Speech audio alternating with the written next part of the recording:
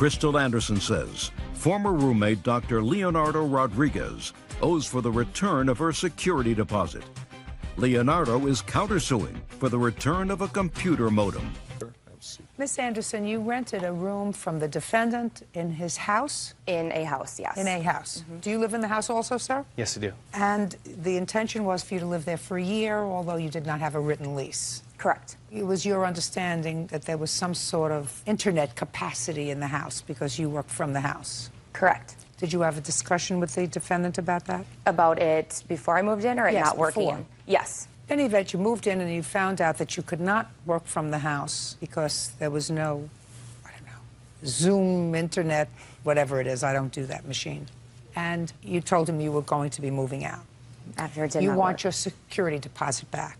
Yes. The defendant says that you broke the lease that you had with him because he was supposed to stay there for a year, even though you did not have a written lease. And even though he rented your apartment or your room, he doesn't have an obligation to return your security deposit. In addition, he says that you took a piece of property that belonged to the house, some sort of a modem. So let's get to his counterclaim to begin with. Do you have his modem? No. Did you take his modem? No. What makes you think she took your modem? Well, I have a photograph of the modem in the house under her desk at the time that she moved out, and it's gone along with the other property. So I can only assume that she has it along with the other things that were in the room. Is it possible you have his modem somewhere? I did look. I don't have it. But I can also tell you that the desk that it was behind, I didn't remove from the room. Who did? The roommate that moved in. He had to disassemble it. Okay, I removed the desk along with the roommate and removed the plasma television from the wall and put it outside. She doesn't have your modem. She doesn't have your modem, and she doesn't look like a thief. I agree. Good. So we've taken care of your counterclaim. Well, She doesn't have well, it. not quite. I don't know if she has it. She says she doesn't have it, and you have no proof that she took it. I have proof that it was under her desk at the time that she moved out, and now it's nowhere to be found. Well, you have a new roommate in there. Right. Maybe the new roommate took it when you were disassembling it. We've gone through the entire room. We've Just looked a second. for it. I didn't say that you haven't gone through the entire room. Maybe he took it. Maybe he's the thief. You don't think so? Well, I never No, actually... no, no. You don't think so? No, I don't think so. I don't think she is either. Doesn't a lady who has a responsible position, who gave you a substantial security deposit, who paid her rent on time when she was living there, would steal something from you and then look at me in the eye and say, I don't have it. I didn't take it. I don't have it. I mean, you say that she's a responsible person. I don't necessarily think that's true. I mean, who agrees to a one-year lease and then leaves 4 months after it? I'm going to tell you somebody, sir. She. And now she's going to tell me why she left. You gave him a security deposit in the amount of $2,500? The security deposit was just $1,250. Okay. It was in addition and to it's personal clear, rent. Mr. Rodriguez, because there's no allegation, that she left the room in other than reasonable conditions. So the only Absolutely. reason you're not returning her security deposit is because she breached the lease. Correct. Okay. When did you move in? August 10th. Did you pay August's rent? Yes. Is that correct? That's correct. Did you pay September's rent? Yes. Is that correct? That's correct. What about October? Paid the rent in full. And November? Paid the rent in full. Is that correct? Correct. And when did you tell the defendant that you were leaving? In the middle of October. Did you tell him why? Yes. What did you tell him? I told him that the internet continued to have problems. It would continually break down, and therefore I would spend numerous hours continuing to try to make it work, try to connect it, and if it didn't, I'd have to call Time Warner. And what did he say? He said that he didn't realize that it was that big of an inconvenience, that he would have done more about it if he'd known that it was going to make me move out of the house. The first time that I had heard that it was a problem was at the point that she was moving out. I had no idea when she moved in that she was planning to run her business or her part of her business out of the room. Did she tell you that she needed internet connection, sir? Absolutely. And what did you tell her about That it? there's an internet connection that we all use. All 4 other people that live in the house are still to this day using an internet connection. However, it doesn't run at the speed that she needs to run her business. I never knew that she needed a specific speed to be run. Is it slow running? It runs average. It runs normal for me. It would break down in my part of the room. It was split. The last time Time Warner had come to the house, they had spliced it so many times, according to what they say, that they Don't would tell me what they said to you. But you told him in mid-October, and you moved out in December. December 1st. When did the new roommate move in? December 6th. The new roommate's name is? Lee, How much was your rent each month? $1,250. And what is Lee's rent? $1,250. Did he pay December's rent? Not in full. In what amount did he not pay? He paid minus 5 days of rent. I'm not sure the exact dollar amount. Okay. Did you have all your property out by December 1st? minus a plasma TV and a desk. So you did not have all your property out by December 1st. Correct. When was all of your property out? I know for sure it was all out as of the 4th. So you overstayed your stay by 4 days? Yes. Okay. You cannot profit, sir, from a situation that was handled totally appropriately. She did not damage the property. She gave you notice. She absolutely did damage the property, Your Honor. I have proof that she damaged the property. Oh, well, you didn't say that.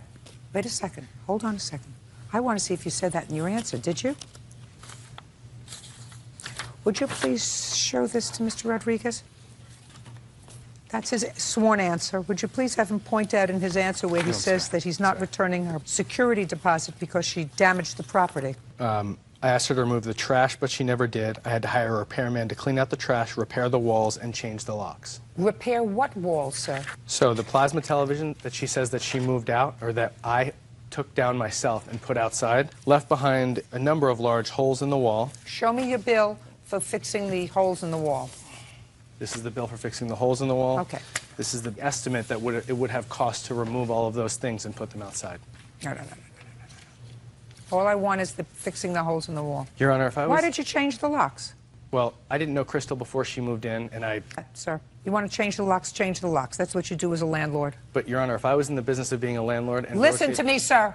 I want to see a picture of the wall, and I want to see a bill for spackling the hole in the wall. Period. Okay. Your Honor, we had a one-year lease agreement. You did not have a one-year lease, sir. One-year lease has to be in writing.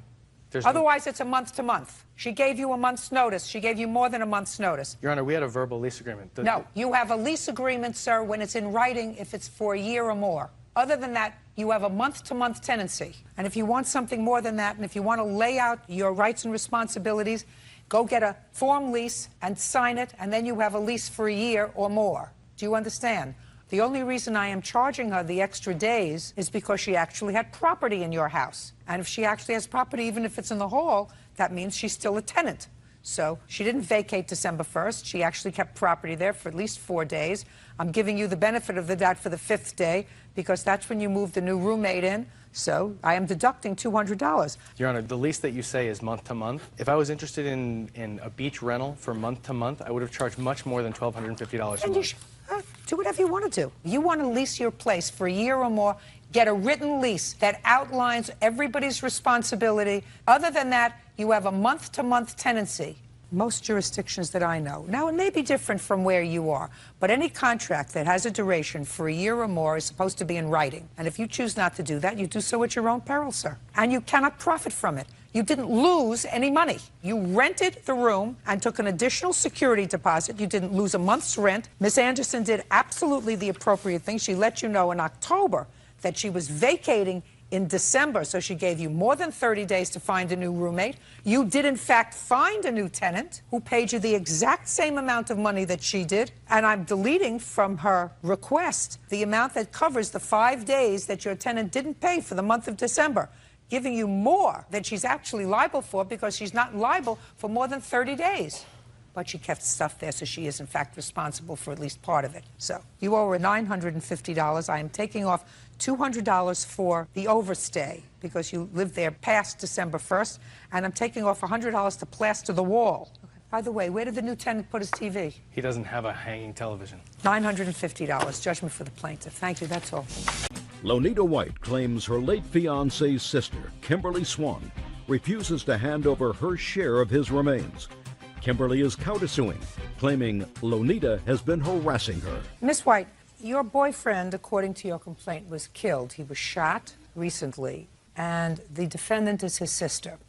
It is your claim that she promised to give you some of his ashes. Yes. He was cremated, and then changed her mind. Yes. Ms. Swan says that you are no relation to the family. You were not living with her brother. You were certainly not married to her brother, which would give you any legal status if you were his wife.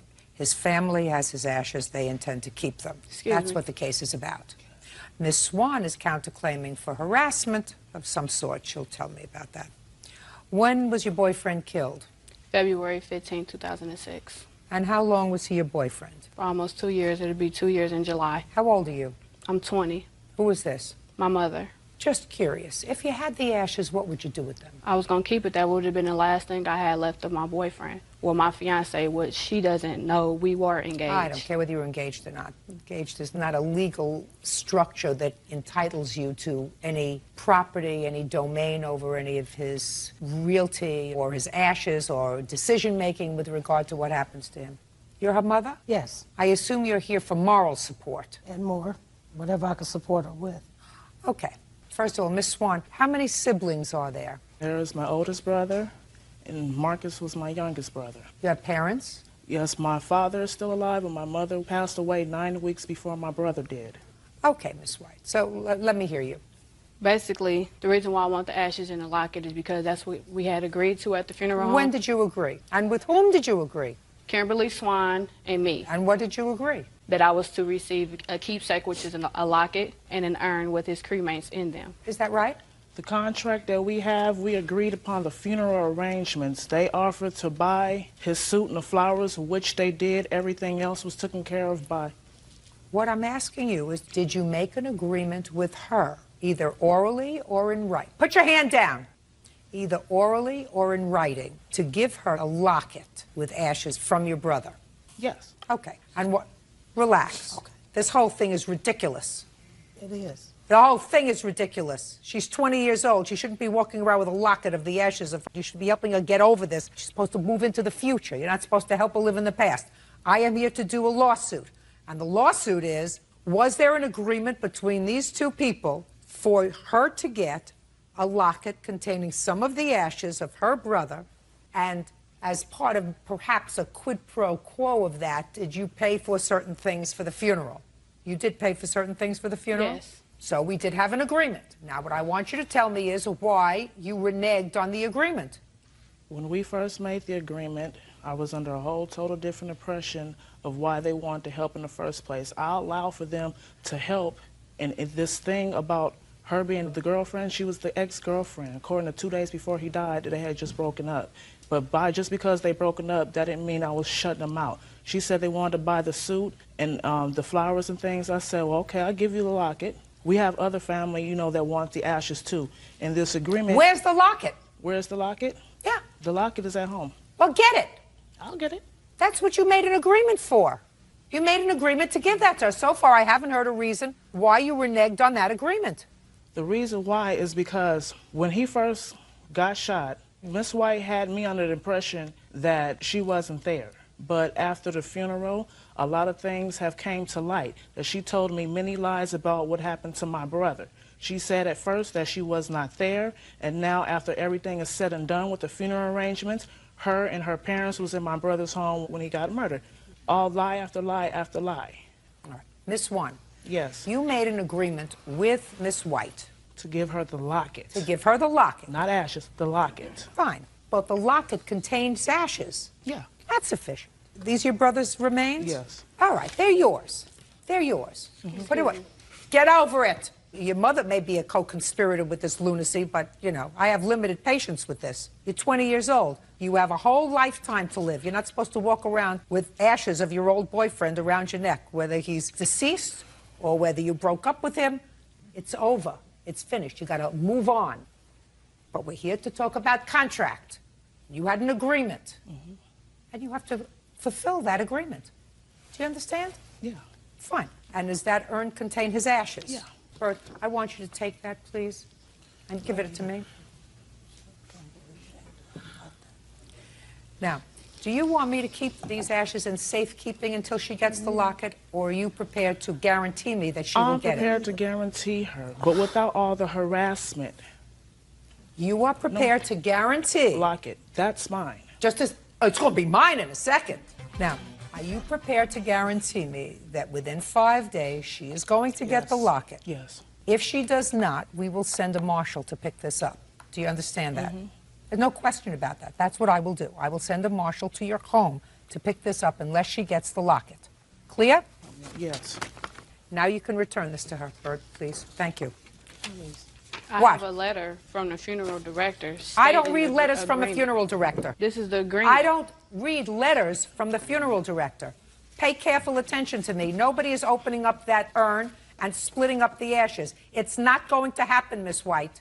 But can I explain what happened? I don't care what happened. You are getting a locket with ashes of your boyfriend. I understand, but it's a total of 3 urns with his ashes in there. I don't care. This lady, listen to me, look at me. This lady cannot do that because she is not really in charge of what happens to her brother. Because the next person in the family who is really responsible for making those judgments is your boyfriend's father. Made the arrangements, but she's not the person who is authorized by law, unless he had a will. Did he have a will? Of course not. Not that I know. No. Of course not. But you have an arrangement with her to get the locket, which she has. She's going to give that to you because she promises me she's going to give that to you. Correct? Correct. Otherwise, we're coming to get that. No, she's getting the You don't locket. want to give that. No, never. Never. Fine. You want to say something? Yes, ma'am, I do. First of all, I'd like to say that Kimberly has not been harassed. I'm not asking you about that. I haven't Okay. gotten to the counterclaim yet. Okay. About the funeral arrangements. My daughter was promised an urn and a locket. This is the letter from the funeral director stating the With the urn agreement. and the locket from Kimberly's own statement. That's all I'm saying. She's due more than just a locket. Sit down. No problem. You didn't have on your listening ears. You Yes, should ma'am, have. I did. You should know. You didn't hear what I said. Now I'm prepared to hear your counterclaim. Go. My counterclaim is for harassment, which they have. They have been harassing me ever since after the funeral. Once everything was done and over with, then I get the harassment before the urn shipment even came. This woman had the audacity to call me, yelling at me, telling me that I did not love my mother or my brother. I had just lost both of them. How dare she call my house like that, harassing, and then she sent somebody to my job. They came to my house one time by themselves, trying to retrieve the urn, not the locket, but the urn. They want the urn. And there's a lot of trash talking. Her mother threatened me. Her mother threatened me. Let me say this. Uh-huh. And I want you to also listen. Uh-huh. Sometimes when you lose somebody that you love, Yeah. you're not listening, you're angry. And she's not listening either because her foot hasn't stopped moving for a second. Sometimes when you lose somebody that you really care about, and there's an overwhelming sadness, Yeah. a much easier emotion to deal with than sadness is anger. And you always have to have someone who's going to be the target of that anger. It's much easier to deal with than the emotion that you really should be dealing with, everybody feeling sad. Because the truth of the matter is, that means nothing. You lost your, listen to me, you lost your mother. Was she cremated or buried? She was cremated also. Okay. You have her ashes, Yes, I do. and you keep them at home? Yes, I do, right next to this one. Having lost parents, I know. Listen to me. Comes a time when you go very often to the cemetery to visit Yes. because it makes you feel good. I used to go every week. Yeah. Then in time, as time settles in, you go less frequently, which is a normal and, quite frankly, very healthy thing to do. I think maybe for you, let me finish. You're not listening. Okay, You want I'm to talk listening. so badly. I'm listening. You want to I'm talk listening. so badly. For you, it may be important for you to have the ashes of your mother and your brother in your house. I think it's dumb for her to have them because, you see, you will never replace your mother, That's right. and you're never going to replace your brother. That's right. She's going to replace this boyfriend. Now, the ashes that she so desperately wants today are going to be an annoyance 5 years from now because she really doesn't know what she's going to do with them. Does she give them to her mother to hold? Mother say, I don't want them.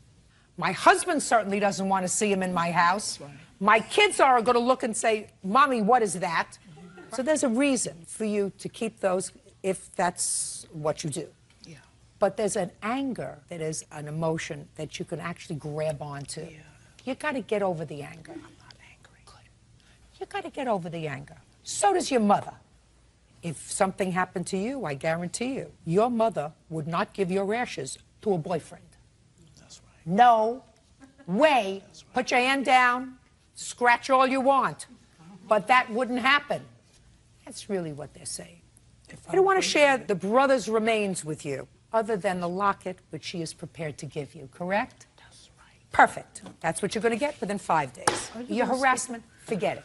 Get over the anger. Good. That's all. 18-year-old Christina Harmon is suing her father, William Tolan, for an unpaid loan. William claims Christina broke the terms of their agreement. Ms. Harmon, this is your father? Yes. According to what I read in the complaint, you made a loan to him. Yes, I did. Your father does not deny that you made a loan to him. He says, however, that as a condition of his repaying the loan, you agreed to stay in school and stay off of drugs. And he says that you didn't. So he's not repaying the loan unless he can put it in some sort of an account where you can't touch it until you're 21. There's a little bit of background here. Background, according to you, is that you didn't have much of a relationship with your dad for most of your growing up. You lived with your mother. Your father, at some point, was incarcerated for an extended period of time. He got out of jail. You developed a relationship with him, moved in with him for a short period of time. You got a settlement of some sort. Yes. How much was the settlement? It was for $8,960 or $76. $9,000. Yes. And it was at that time that he asked you for the loan. Yes. When was that, Miss Harmon? He asked me for it November 28th of 2005. Were you living in the house with him at Yes, that I time? was. What did he say he wanted the money for? He wanted $2,350 to buy a new car and $600 to go see my stepmother's oldest daughter in Medford, Oregon. That's not true. I never borrowed $600 for a trip from her. Well, how much did you borrow in total from her? $2,150. The vehicle was actually, so Christina had a car. She had the money to do driver safety. We'd already set it up with Just a second, school. Mr. Tolan. How much did you take out of your account and give to him? I took out $2,900 out of my account. I wrote a check to my bank. Let me see. It's this one right here.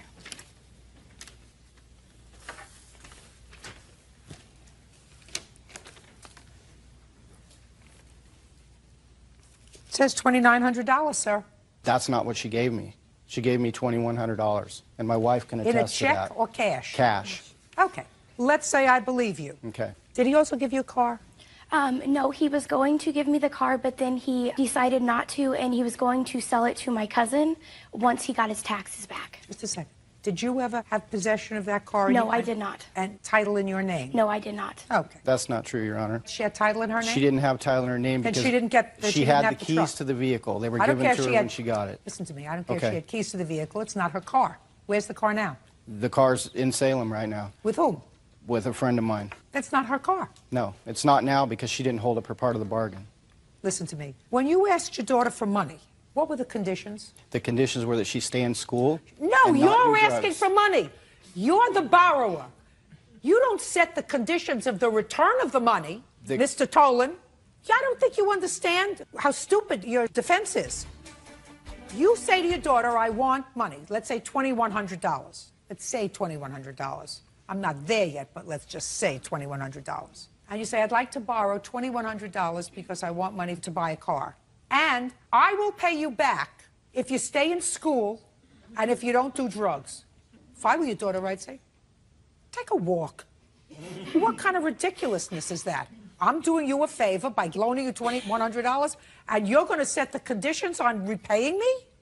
That sounds stupid. Doesn't that sound stupid to you? Does it sound stupid to you? It sounds very stupid to me if that was the story, but she came to me asking for the vehicle, and I told her I would give her the vehicle on conditions because I was trying to teach her to be responsible. I'm not talking about the vehicle. I'm talking about the $2,100 for your car. I understand that. I'm talking about my daughter's life. I'm passionate about drug and Listen, alcohol I'm use, passionate about the and truth. I'm not going to let her die. Listen to me. So you'd give her $2,100 to go kill herself with?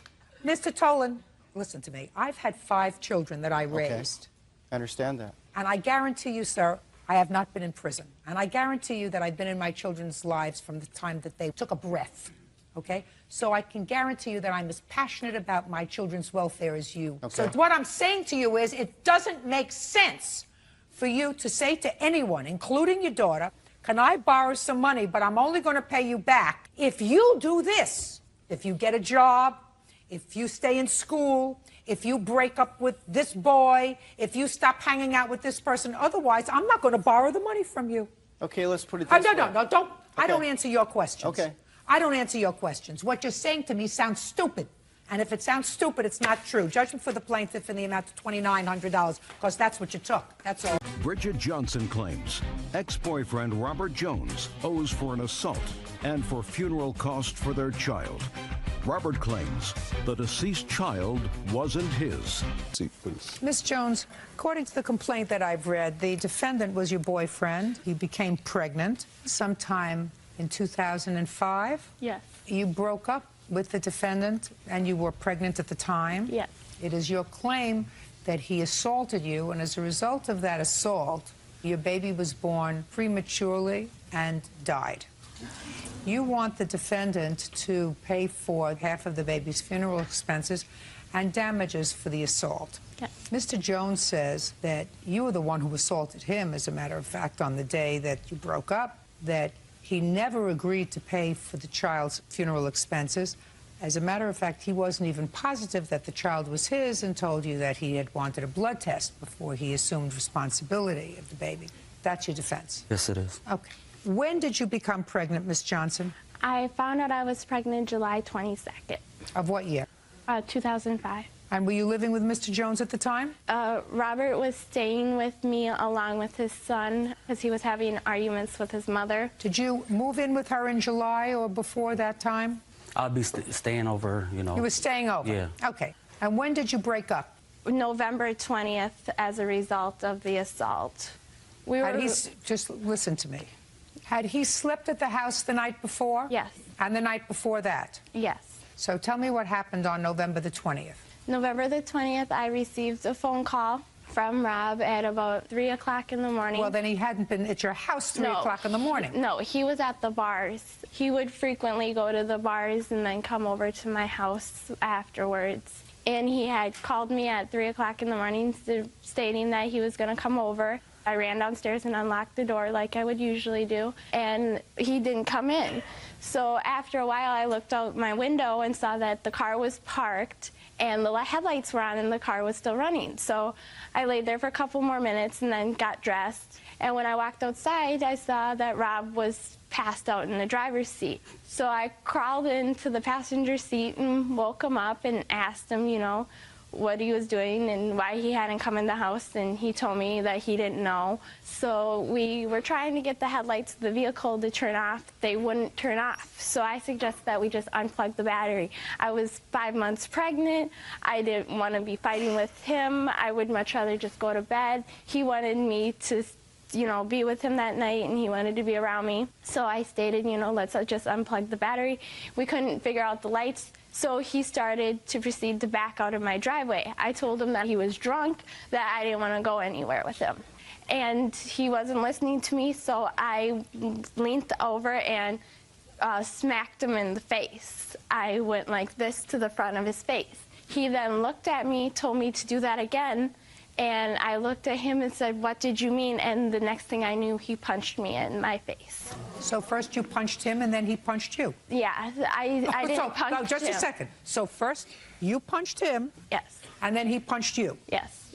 Okay, now I got it. But the only reason I hit him is because he wasn't listening to me and he wouldn't stop the vehicle.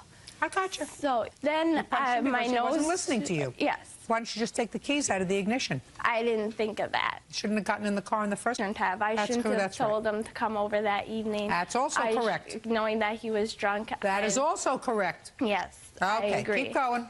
I realized that my nose was bleeding very, very badly. So I opened the car door and I half jumped out of the car, and he like kind of gave me a little push along with it because he was laughing at the time. And I ran in the house and proceeded to call my mother first. And so you weren't too far from where the house was? No, I live on the second house at the corner of the block, and we were at the corner of the block. Keep going. I called my brother and he took me to the emergency room.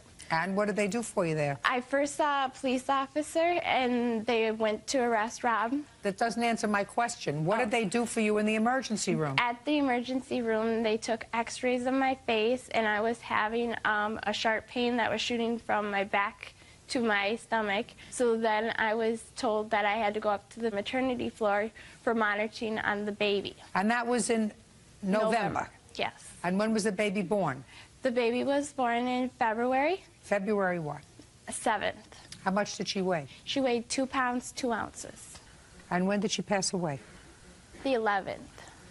Between November 20th and February 7th, did you see the defendant? I saw him at the court dates. Other than that? No, because there was a court order for him to not be within 1,000 feet of me. Now, when did you have this conversation with him with regard to paying for the baby's funeral expenses? Okay, the first conversation I had with Robert was when he called me in late June after Father's Day. And I said, well, I kind of need money, you know, we should be paying for her gravestone, and I have funeral expenses that I couldn't get a grant from the state from everything. And he told me that he would give me $200 in August, and that him and his mother could save that together. I then called him on August 24th, and he told me he didn't have the money. So I said that I would pay the rest of it and that he could just pay me back. And he proceeded to say that that was fine. The next time I spoke to Robert was on September 17th when he called me and asked me if I wanted to go fishing with him with him. So I said, yeah, that I would go fishing because I wanted to speak to him about, you know, the money. Don't tell me why. You agreed to go fishing with him. Yes. I knew Is this that. the first time you had seen him other than the courthouse? Listen No. to me. No. Other than the court proceeding, is this the first time you saw him since November? Other than court and then our daughter's birth, no. Well, you didn't tell me about the daughter's birth. My sister called him the morning that I was supposed to have a cesarean section. I was diagnosed with preeclampsia, which is high blood pressure, and then it becomes toxic and it affects the baby's heart rate. And the first time I had high blood pressure was December 20th, and it proceeded to get worse throughout the pregnancy due to stress-related causes. Don't tell me what it was due to, madam, unless you're a physician. Are you a physician? No. Good. Go ahead. My sister called him the morning that I was supposed to have the cesarean section. He showed up shortly after our daughter was born, and I asked him if it would be okay with him to go up with her to the hospital up in the cities, because we live in Mankato, and she was being airlifted to Minneapolis. He said that he would go and be with her because they didn't expect her to live past the night. The next day, I was released from the hospital, and the following morning, Robert came down from the cities and took us up to the cities where the hospital was because we weren't aware of where it was. What do you mean he took you? How did he take you? We followed him. What do you mean you followed him? My mother and sister and I followed him in a different vehicle. Him and his mother drove in their own vehicle. So when we got to the cities, he went to a basketball tournament and left us with my daughter so I could spend time with her. And then later on that evening, he came back to the hospital when I was at the hotel the following day. I'm asking you when you spent time with him. I didn't spend... You didn't see him at the hospital? No, he left as soon as he got us there. We got up to the room. You didn't see him in the hospital is my question. No, yes, I seen him at the Okay. hospital. How many times did you see him in the hospital? Just that first day. So the baby died in February. Yes. Between February and September 17th, when he called to go fishing, did you see him? On occasion, out and about, you know, at like local stores, yes. Other than seeing him at local stores, did you have a cup of coffee with him? Did you have a sandwich with him? Did you go out to a movie with him? No. Is that true, sir? It's true. So what prompted you to call her up to go fishing on September 17th? Actually, she called me, and I just had mentioned we were going fishing, and if she, if she wanted to come, it was a beautiful day out. So she said, sure. So went fishing, took her home, that was it. Go ahead. So continue with your story, madam. Here we are. We went fishing. We are now September 17th fishing, and he hasn't given you any money. And when we went fishing, Robert and I took his mother to Cub Foods so that she could get milk for the house before he dropped me off at my apartment, which is about 3 blocks away from Cub Foods, which is a local grocery store. Just keep going, Okay. please. I don't need a map of the town. Okay. Keep moving. So after we dropped his mother off at Cub Foods, it was him and I in the vehicle, and I brought up the money, and he told me that he had bills himself that he needed, and I proceeded to leave the vehicle. And then at the powwow, I saw him and brought up the money again, and that's actually So you why weren't afraid of him? No. No, Not you when weren't he's afraid. not drinking. No, you weren't afraid of him. No, I'm not scared of him unless... Why in the world, some 2 years later, are you suing him now for assault? I just think that he owes me the money. I was emotionally distraught from the loss of my daughter. I want to know why you didn't sue him before you went fishing with him. I didn't want to go through the court proceedings. Well, and what everything. prompted you now to go through a court proceeding to sue him for a punch that happened 2 years ago? The fact that he won't pay for our daughter's funeral expenses. Did he ever tell you that he wasn't sure that the baby was his? No, he never told me that. And if he didn't think that the baby was his, why would he go up to the cities and sit with her? I don't know. I'm going to find out. Tell me what happened on November 20th, Mr. Jones. Okay, I had broken up with her earlier that day because she was real emotional, and she was kind of abusive towards me. You know, she would hit me in my chest or whatever. Kind of, she did it like she knew because I wouldn't hit her, and she knew that, you know, I'm not a violent person. I never hit a female ever in my life, and I broke up with her earlier that day. Well, tell me about breaking up with her earlier that day. I was actually going to play ball with my friends, which I always did, and she kind of like got emotional and started, you know, kind of like crying. No, she cried a lot. Kind of like, if you remembered what she said, if you remember as closely to what happened, please, I would like to... Well, we weren't getting along before this either, so on that day, I told her that it was over. Is that right, madam? No. Before he went out to the bar that night, because clearly you had to unlock the door because you would lock the door, so clearly he wasn't living with you at that moment. Did he discuss with you earlier in the day on November 20th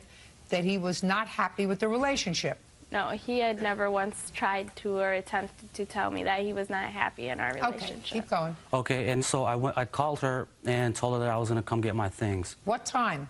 This was at like about 2:30. In the morning? In the morning. You crazy?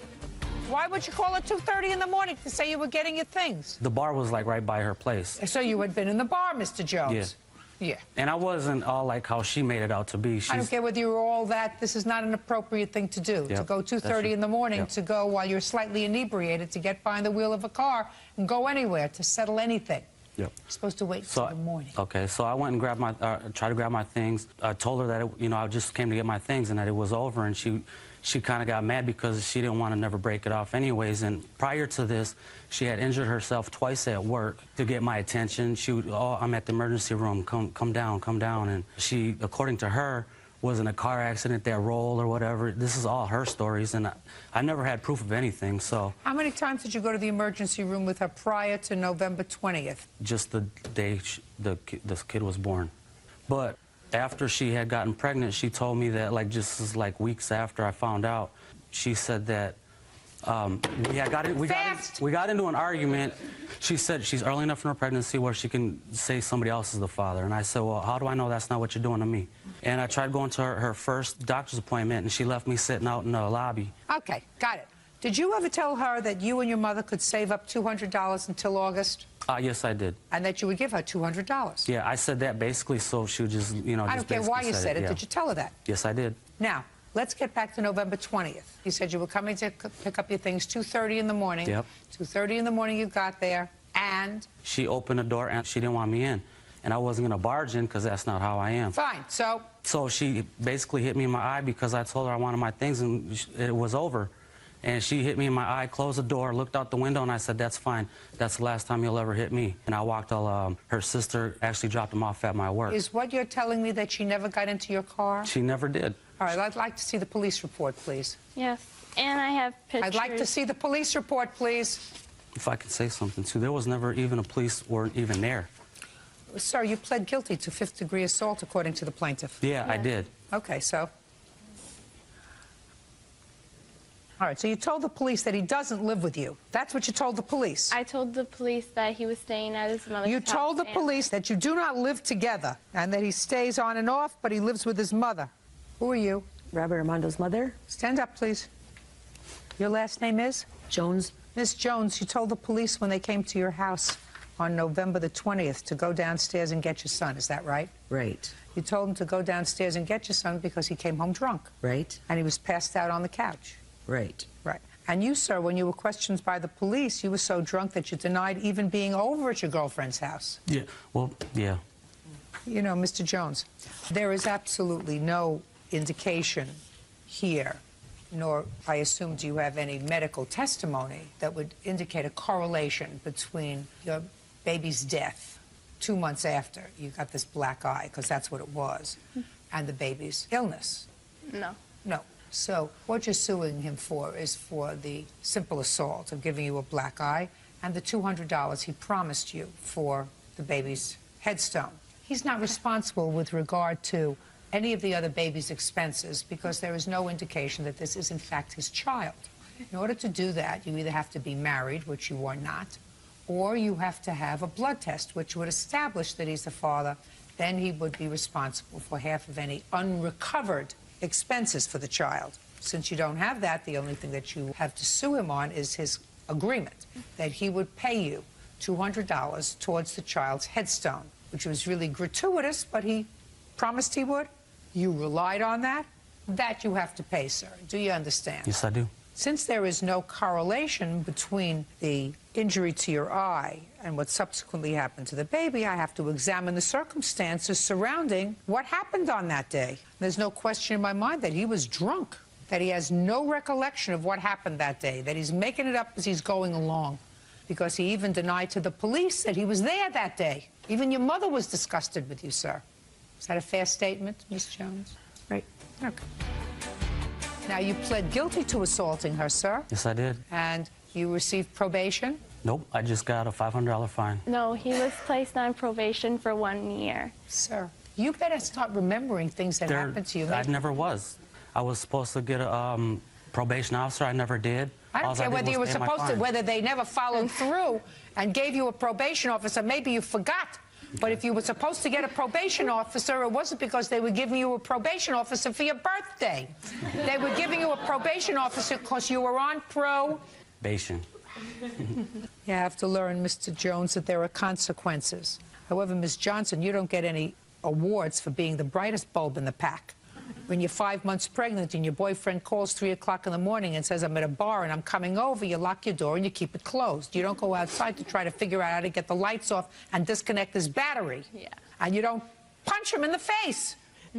But he started the problem by coming over there in the first place, which was really very stupid. And that, Mr. Jones, is going to cost you $500. So I'm issuing a judgment in the amount of $700, $200 for the baby's headstone and $500 for this 2-year-old assault. Thank you very much. That's all. Damian Cecere says he helped friend Amy Brown with a loan to get started in a vitamin-selling business. Damian claims Amy has yet to pay him back. Pronounce your last name for me. Cecere. Mr. Cecere, I want you to understand that I have some familiarity with the kind of business that you're in. Do you want to explain it to Bert, or would you like me to do it? The nature of the business? Yes. Essentially, I have my friend Ronald here who has been in the business for 12 years, and he... Ronald doesn't have to explain it. Okay. I'm going to, in very simplistic terms, explain it to Bert. You tell me if I'm wrong. All right. Simple. You have this vitamin bottle, because that's what they sell, vitamins. Mm-hmm. And Ronald, that's this guy over here, he's been in the business 12 years. Mm-hmm. He sometimes sells these vitamins. Mm-hmm. But what he does mostly is get other people under him who sell vitamins. Mm-hmm. And depending upon at what level they buy in, they could buy in with $500 or $1,000 or $2,000, they get product. He brings him in. Mr. Sincere over here buys $5,000 worth of product. He gets a piece of that. Sure. So it's like slavery, you know. What you do is he brings in, what's your first name? Damien. He brings in a lot of Damians. Damien 1, Damien 2, Damien 3, Damien 4. And whatever Damien orders from the business, not sells, but orders from the business, Ronald gets a piece of. Multi-level marketing. Correct. Now, so then it inures to Damien 1 through 5. They say, listen, we want to be Ronald too. Of course. So we're going to see if we can get, what's your name? Amy.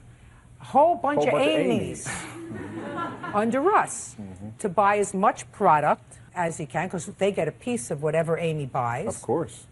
And him they too. also, and so does Ronald. That's right. Because Ronald gets a smaller piece of Amy, but he still gets a piece of Amy.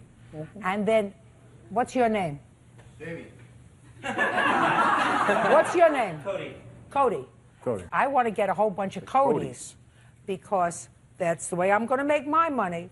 And he's going to get a little piece of Cody, and he's going to get a smaller piece of Cody, but everybody's going to get a piece of Cody. That's the way the game works. Oh, yeah. Got it? That's right. Pretty much.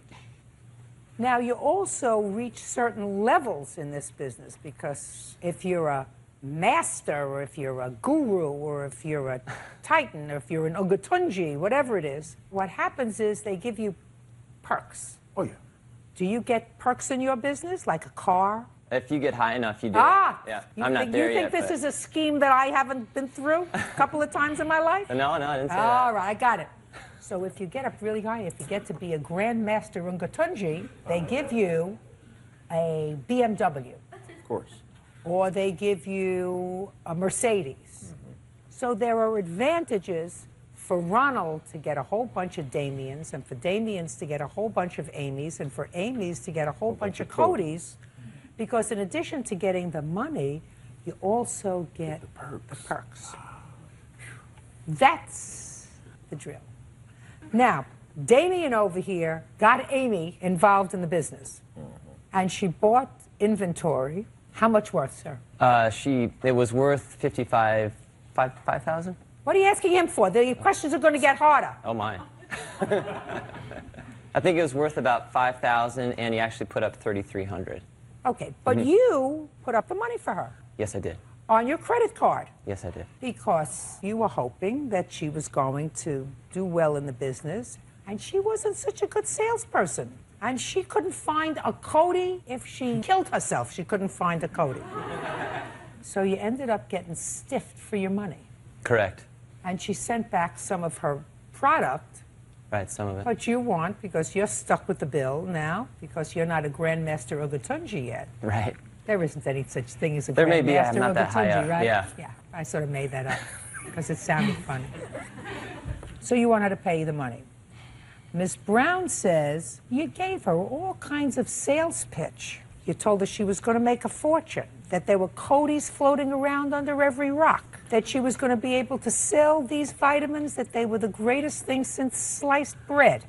And she couldn't do it because she was no salesperson. And since you didn't help her, she sent back the product that she hadn't used. If you have the bill, that's your problem. Okay, we have certain things that we understand. We understand that he bought in for $3,300 and put it on his credit card. That is an agreed state of fact. It is also agreed that you agreed to pay him back that money for starting you in this business. This was going to be your business. You were going to be a grand female Ugatunja.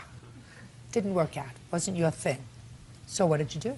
I asked for his help several times. How did you do that? Either phone conversations or via email. And what did he say to you? Usually it was, yeah, we need to get together and talk about this, which never happened. And after so many attempts, I just sent all the product back. And what did he say? He was fine with it as far as I knew. I told him I was going to do it, and he said he understood. So, when did he decide to sue you? I just was served about 2 weeks ago. When was this that you sent back the product? I believe it was May or June of 2006. So why did you wait to sue her, sir?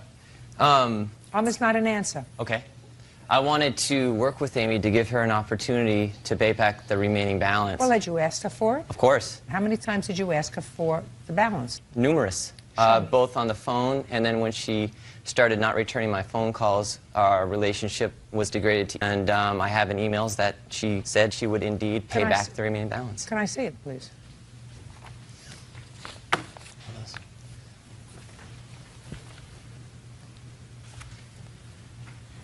May I say something else, Your Honor? Yes. I absolutely did make every attempt to not only talk to Amy on the phone, but to get together with her, to involve her in opportunity meetings. Ronald also met her in Anaheim for a meeting. I feel like we put forth a very fair and aggressive effort to assist her with this. It is clear to me that over the course of several months, you agreed to pay him. And I agreed to make payments. So why didn't you? Because at the time I had lost my job, I was laid off, and I just bought my condo. And you just bought your condo? I just bought a condo, and then I was laid off, and then I was trying to get caught up with my other bills, which were a priority. Well, then you acknowledge this debt to him. A portion of it. Well, which portion of it, madam? I agreed to, okay, he had agreed to help me with. Listen, we're beyond that. We had agreed to help you.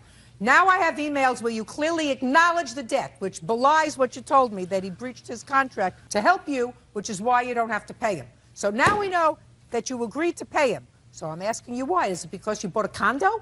No, the condo was prior to even meeting him. Well, so what does that have to do with paying him back? Well, no, I had been laid off, and that's when I met him, and he convinced me to do this so that I can make money. Then it didn't work out, and you returned the product, and you still said, I'm going to pay you. So what stopped you? Well, I didn't agree with the amounts that he was saying I owed him. Well, how much do you say you owe him? That's where I started 5 minutes ago. Okay, I believe I owe him maybe $1,000 just based on the portions of it that I was able to sell. Well, how much did you sell?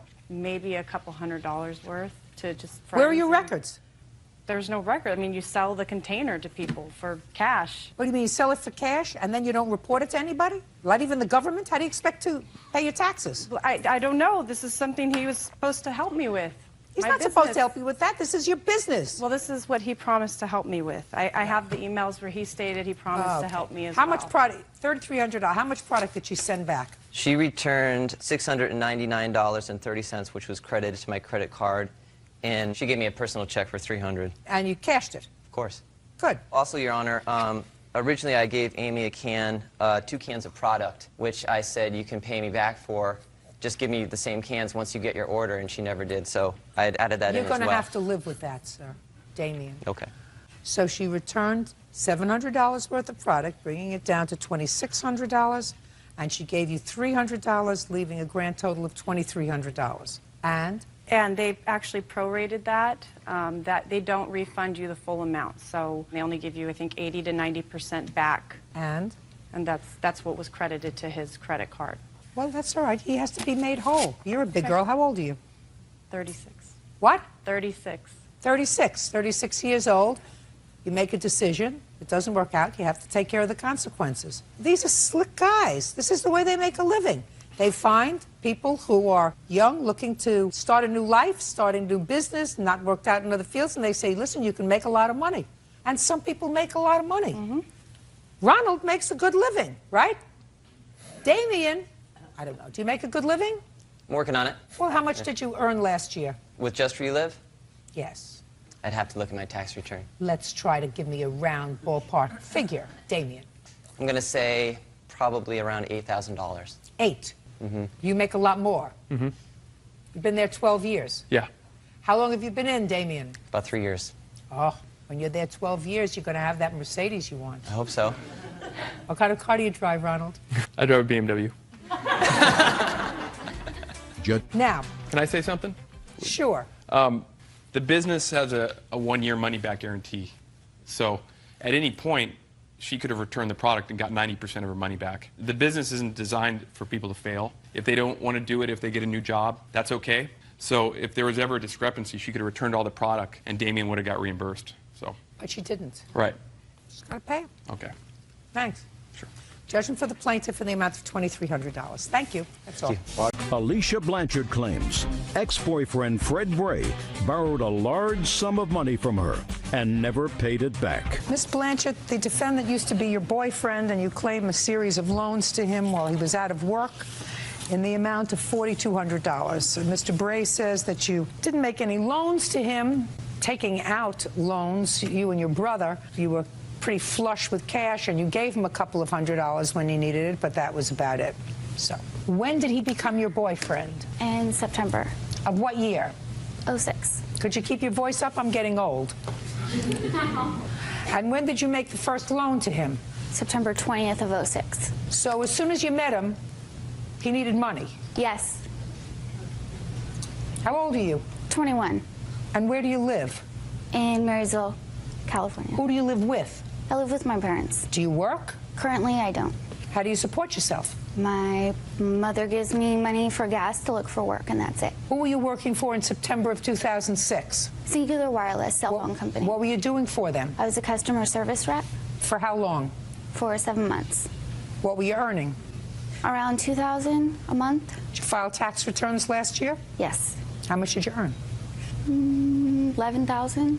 Where did you get $4,200 to lend to him? From loan companies. Show me. Hey.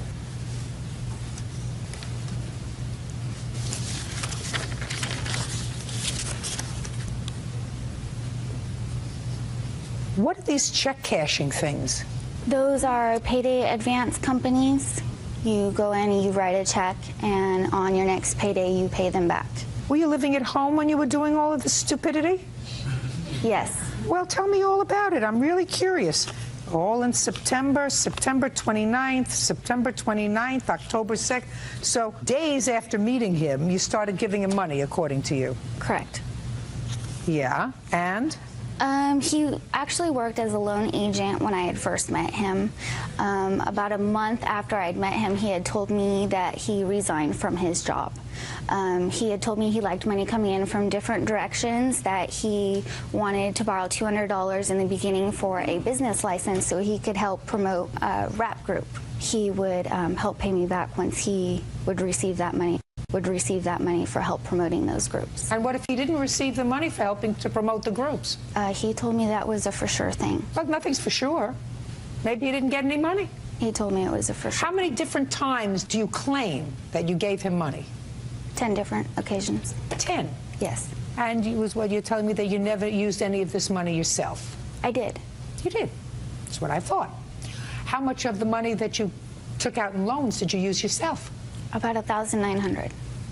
Let's say $2,000. How much did you take out altogether? Altogether around $5,000. Altogether $5,000. You used $2,000 for yourself, which leaves $3,000 that you say you gave to him. I used that money to pay back loans. I pulled out what other loans? The loans that I had pulled out, I used that money to pay them. I would pull out a loan and then I would pay it back by pulling out another loan. What I asked you, Miss Blanchard, was how much money of this money that you took out did you use for yourself? About $900. Well, first you told me it was $1,900. That was the total of the money that I had used, but part of it was to pay back the loans, about $1,000. Around $1,000 was for myself. And what did you do with the $1,000 that you took out yourself? I was using it for gas and to live off of. How do I know what you kept for yourself, to use for yourself? Who are you, the brother? Yes, I am. How much you gave to your brother of the loans you took out? Because you gave some money to him. We know that, right? No, that didn't happen. Yeah, sure you did. You took out some, you gave some to yourself, you gave some to him, and I think you gave him some. And you figured it would never catch up with you.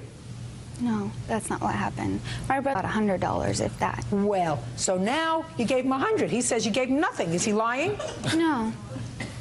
He's not lying. Well, you just said you gave him nothing. I didn't. I'm speaking. Is your sister lying? No, she is not. So she gave you money? Not handed, but more like buying clothes, products. With the money she borrowed? Yeah, she has to pull out loans. You acted like a big baby with the loans. That's what you did. I thought I was going to help him. You also helped yourself and you helped him. And now you want him to pay for the whole thing. I don't want him to pay for anything, just what's rightfully owed to me. Well, there's no way of telling that, madam. How am I going to tell that? You kept no records. There's no question in my mind, based upon what you finally told me, that you used some of the money yourself. The defendant made sure every time that I met him that I was by myself and that I had gave him cash. He did that purposely so that there was no records kept. He knew what he was doing. He was a loan officer. Listen to me, madam. All you have to do is give him a check. He told me he didn't want a check. I don't care what he said he wanted. All you had to do was give him a check. All you had to do was give him a money order. But what happened was you took out all of these loans, some money you spent on yourself, clothes, gas, eating out. Some money you spent on your brother, clothes, according to him, no records. So how do you expect me to figure out what it is that you gave to him when you don't know? Now, see, I'm finished with her. Now I'm going to start with you. All right. Let's start out with this. How old are you, sir? 28. Have you been married? Yes. How many times? Once. Have children? Yes. How many? One. That child live with you? No. You pay regular support? Yes. To whom? To the mother. Directly or through the court? Through the courts. Which court? Sacramento. Do they take the money out of your check or do you send it directly? I send it directly. Have you been in arrears? Yeah. You think I'm asking these questions because I'm just making them up as I go?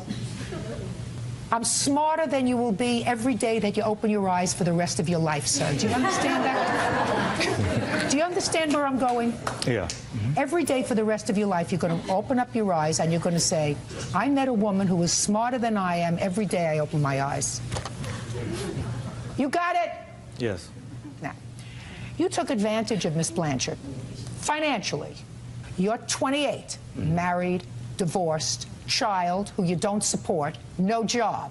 I do have a job. She had a job. She had the ability to take out money. She gave you money. She also paid some of your bills. Right? Yeah, she did. That means, sir, that you took advantage of her because you contributed to this relationship zero, nada, nothing, nothing. That I can see, at least. Whatever it is, it's well camouflaged. Now, all I want to know from you, sir, is there's no question in my mind that you borrowed money from her. No, I didn't. Mr. Bray, this is not a give and take situation, sir. There is no question in my mind that you borrowed money from her and you said, when I get it together, I'm going to give it back to you. When the deal comes through, I'm going to give it back to you. Did she pay your cell phone bill? She did it well on her own. I didn't ask you that. I said, did she pay your cell phone bill? Yeah, she did 3 times. And tell me how it came about, Mr. Bray. You see, I'm an ecumenical abuser, sir. I'll tell you. Tell me how it came about that she paid your cell phone bill. How much do you weigh? 205. How much do you think she weighs? A lot less than you, right? Yeah. She's a lot younger than you are. She lives home with her parents, right? Where do you live? I got my own place. And you've been on your own for a long time. Yeah. You've been to court a couple of times. Yeah. So you're a lot more worldly than she is. Tell me how it came about that she paid your cell phone bill. She went into, we go through the same cell phone company. She went in her own. I didn't even ask her to pay it. She would do it on her own, send me a text message like, hey, hon, it's me, Alicia. I paid your cell phone bill. And she did it up until November. I never told her to go and do that. Just a second. I didn't ask you whether you told her. You know, believe it or not, Mr. Bray, I have had boyfriends in my life. I know that that sounds strange for you to conjure up, right? Strange. And unless one of them said to me, you know, I can't pay my phone bill or my phone bill's overdue or they're going to cut off my phone, I would never have known that they were overdue with their cell phone bill. So if something doesn't make sense, sir, it's not true. Do you get it? Now, you had no job and you had a cell phone. If you have no job, then you don't need a cell phone. I had a job. I still have a job. I thought you gave up your job as a loan officer, sir. I'm a loan officer, so I get paid 100% commission. I didn't quit my job. I told her the market was slow at the time when we met. So you weren't getting any money? Yeah, I still have other ways of getting money, though. How? I did a lot of promotions for a lot of guys. I don't know if you ever see them guys. Everybody want to be a rap star now. So since they were out there trying to sell CDs, what I did is I started a promotion company. I would come up with ways to try to help these guys market themselves, going into different clubs. And you made a living at that? No, it was something brand new that I just started at the time. Money for the cell phone. Where did you get it from? She paid it on her own. She really did, on her own. Listen to me. The attraction, I hardly understand. Quite frankly. You have somebody of marginal intelligence who has no money, who has the responsibility of a child that he doesn't support, encumbered by a lot of things, including the fact that he's no stranger to the court system. All of these things. And you're a 21-year-old girl who lives at home with her parents. I don't get it. Must be a well-kept secret. In any event, you did a very stupid thing. How many times did you pay a cell phone bill? 3? What were the bills? $50. Each time? Yes. Okay. And how much money did she give you, sir? Not loan you. How much money did she give you? I'll say about 16. 1,600? Yeah. Okay. So far, sir, by your own statement, we have $1,750. 3 months of phone bills and $1,600 in loans. Does that sound about right to you? Yeah, it does. Yeah, I'm going to make it an even $2,500. How's that? Pick on somebody your own size, why don't you? You know, you used to taking advantage of women? And take advantage of her. Sure Get it on her own. Sure you did. Do you think you could pull that baloney on me? Look at this face. You think you could pull that baloney on me? You think you could pull that baloney on somebody who was worldly? You know? I didn't pull anything. Oh, yeah. I didn't pull anything. Mr. Bray, I don't get you at all. She does. That was her problem. You owe her $2,500. Get rid of the smile and pay the lady. That's all. Beverly Roscoe claims her husband's ex-wife, Deborah Roscoe, harasses her constantly. Deborah is accusing Beverly of harassing her. Mrs. Roscoe, the defendant is your husband's former wife. This Right. is your husband, I assume? Yes. And these are your two stepsons? Yes. Your two sons? Right. And your two sons? Right. When were you divorced? 92. And for how long did the boys live with their father? They never have. Never. Until one of them was kidnapped. My question to you is, during what times did the boys live with their father? The youngest one has never lived with him. The oldest one went there for a Thanksgiving vacation and never came back. What year? 98. Who's the older? You went to live with your father in when, sir? 2006. So you lived there for 8 years? Yes. Did you see your brother No. while you lived there? No. It is your claim, Miss Roscoe, that your husband's former wife, the first Mrs. Roscoe, I assume the first. She's the second. The second Mrs. Roscoe. You are the third Mrs. Roscoe. I'm the fourth. You're the fourth Mrs. Roscoe. Yes. He's got something. You're the Well, fifth. Elusive, but he has something. No. Has been harassing you. Right. I need to clarify. Go ahead. What they said.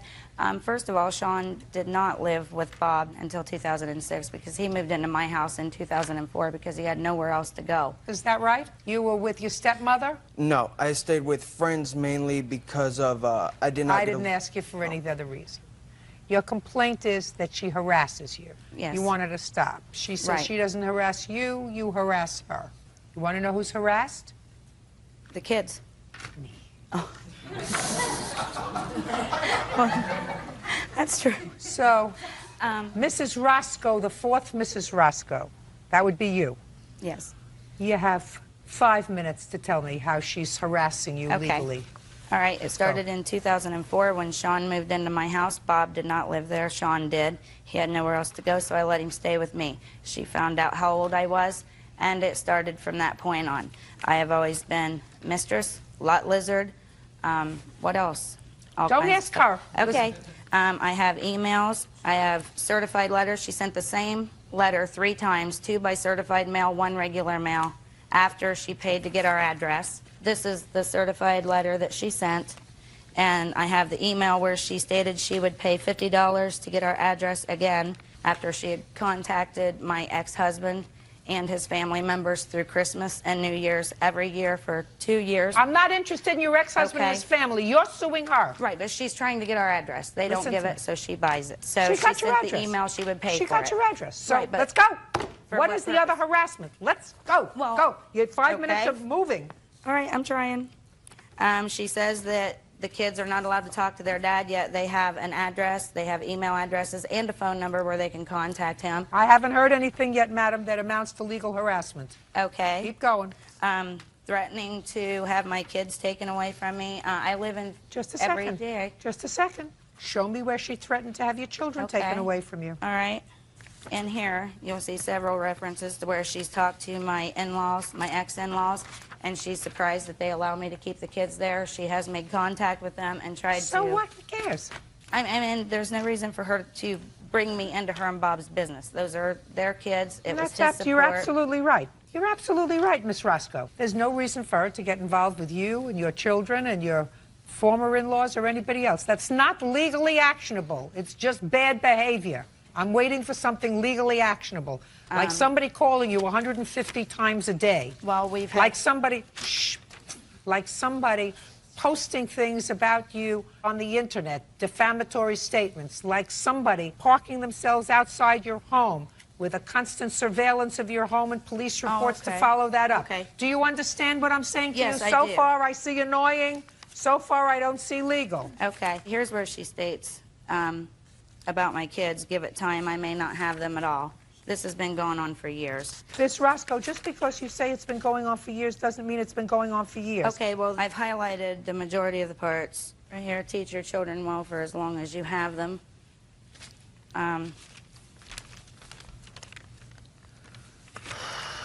It's not so much... Just a second. Okay. Have you ever told the truth? You lie almost as well as your boyfriend. You can't beat That's him. He's her. the best. But you come to a close second. Who wrote that? That's her. And then teach your children well for as long as you have them. Well, that's a good idea. Teach your children well for as long as you have them, because you won't have them forever. You could have gotten rid of me by having my son call, but that would have been too easy. Her son was 21 years old and had known her number for years. He did not even live in my house. He lived with his girlfriend where he had a restraining order put on him. Do you answer these messages? I used to. I deleted that name so she wouldn't have it anymore. So you answered her? Sometimes, yeah, when I took all I could take. Yeah. All and right, I so called the good. police. Okay. And Keep going. Your 5 minutes are almost okay. up. Every time Bob would send her an email about the interest on the child support that she got or anything, she would answer it to me. So what? Well, she has a history of harassing him and being mean and violent. This is a letter from her Did you ever own. file a police report? I tried. What do you mean you tried? What does that mean, you tried? Because they said it would be civil. They could not do anything criminally unless I could prove something civilly. So that's why. No, that's not true. That's a lot of baloney. Well, they could not do something criminally unless you could prove something civilly? It's ridiculous. All right, let's hear about her harassment of you. Okay. That would probably be the better way to start. Go ahead. It began between 99 and 2000. She started contacting my youngest son in Washington over the internet, and when I finally seen Berry Joe 99 come popping up a lot of times, I finally asked my son, I says, who is this Berry Joe? Well, that's Dad's girlfriend. And I said, no, it can't be Dad's girlfriend, because that's Dad's girlfriend. What's she want? She wants me to go to the airport, and she'll send me a ticket, and I can go to Ohio. I said, oh, no, you're not going to Ohio. I said, I lost one son that went there for a Thanksgiving and was refused to be sent home. I said, you're not going. She continued to write, and he got to the point where he got belligerent with her. So then all of a sudden, she wasn't nice to him no more. He was going to be put into the mental institute, and that started things. You complain that she's harassed you. You have 5 minutes to tell me how. I have blocked her from her name from my addresses, my emails, my IMs. She now goes under my ex-husband's IMs. She posted my social security number over the internet January 29th of 2006. Why did you do that? During those messages that you have right there, the way she was carrying on about how she was going to come and sit in my driveway and how she was going to stay at my ex-in-laws and stuff until she could get to me the next day and stuff. Yes, I did, just to shut her up, and it worked. So you posted her social security number? I called the cops. They wouldn't do anything about it. So and it wasn't You deserve posted. each other. It wasn't You posted. absolutely deserve each other. Listen to me. Sounds to me like you two women deserve each other. No, she just needs to leave my sons and I alone. Listen to me. Madam, you have choices in this life. If what you're going to do is make a mission out of making each other's lives miserable, because somebody's got to start the text message and somebody's got to finish it. Right now, there is absolutely no reason to have any contact with each other. You have grown children. If they want to see their father, they will contact him. If they want to speak to him, they will contact you. They're big boys. So these two women have absolutely no reason to have any contact with each other. Is that right? That's true. Right. Ma'am, I've got some more Listen to me. Well, get to it, because now you have 2 minutes. I've got some recordings I'd like you to listen to. I am absolutely going to listen to recordings if you have them. How did you work this? These are just a couple of the messages that come over my telephone. You know my name. You ain't called me back within 5 minutes. I'm going to go find your little boy. And by the time I'm done with him, he will need you. But he won't be leaving Ohio for a while because he'll be in the hospital. That was him. That was him. Yes, ma'am, that was me. Yes. I would like to think that you're grown up enough to want to get some sort of help for your son, who you have no idea what has become in 7 years. As a matter of fact, it was he who pushed me, and I refused to have the cops take him. Nobody called the cops on him. He walked out in front of a cop car and almost got hit, and they were going to arrest him for the way he was yelling and carrying on, and I told them just to let him get his stuff and leave. Now, if you think you can grow up and act like a 50-year-old mother, you can call me back and I will explain to you what happened. If you want to sit there and listen to his little pouty story that's all full, you go right ahead. But all you and Josh are doing is bob off to a point where the only person going to pay for you two sitting there acting like idiots is Sean. So if you think you can grow up and call me back, I'll be here for a Nothing wrong with that message. They get better. She shut up. Listen to me. I didn't ask you for anything. Wonderful mother that you portray yourself as, you would personally give it. going on in your kid's life. But since you don't, that's fine. I will make sure he gets a ride back to Washington. You can either call me back and be mature, or I'll send him back via the Knox County Sheriff's Department. That's your choice. Now, who's harassing who? Just a sec. Shh. Quiet. All I'm going to say is you better make sure you got permission from his probation officer to take him out of the state, because she will know tomorrow that you did. You can either grow up and talk to me like a woman and quit calling Bob's cell phone like some tramp in heat, or I will file charges on you like they told me I could. And as for Sean, you're really teaching him a lot of responsibility to have him up and walk off of a job that he had for less than a month.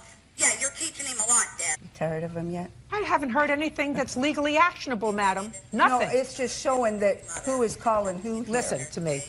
You text her, you write to her. She has. Listen. Go ahead and write she that. had evidently, Mrs. Roscoe. She had your son at some point living in her home. This one, and there was clearly some difficulty with him in the home. I don't plan on getting into what it was because, quite frankly, I don't care. It has absolutely nothing to do with this lawsuit. All I have to tell you is, people behaving badly does not create a lawsuit. Just listen to me very carefully. Mr. Wonderful over here got married 4 times. You have a short attention span, Mr. Roscoe. In any event, what the 2 wives have done is they've made their lives miserable, at least currently, with calling and writing and texting and whatever. It's time to say enough.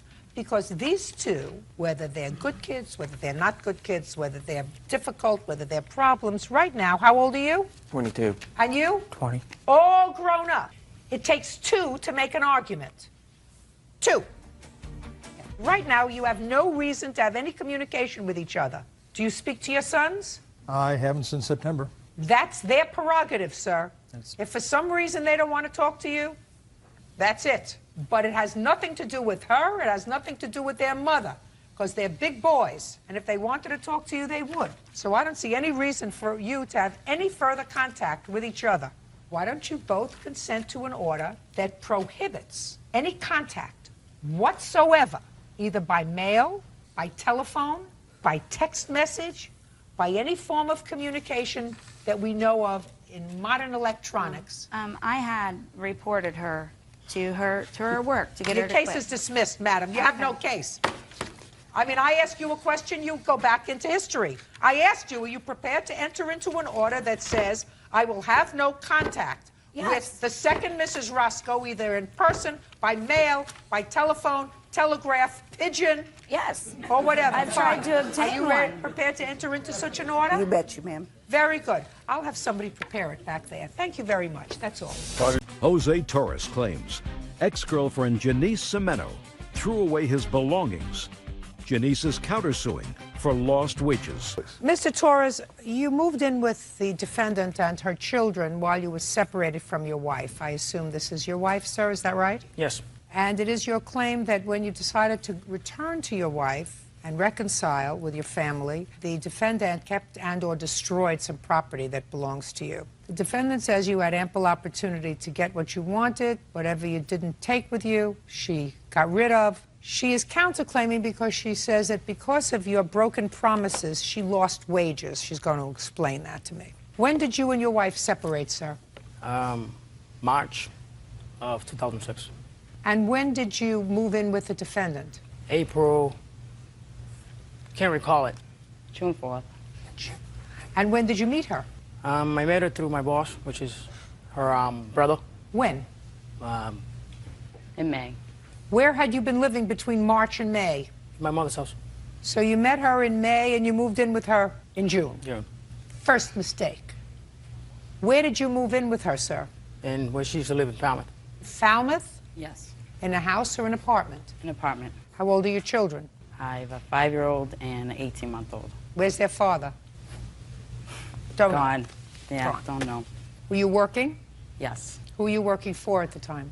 Stop and Shop and Dunkin' Donuts. Who was taking care of the children when you worked? They were in daycare, full-time. Was that subsidized daycare? Yeah. Okay. So you move in, Yes. and then what happened, Mr. Torres? Everything was getting fine. I was missing my kids a lot. You have to speak slowly, Mr. Torres, because I'm going to try to follow you.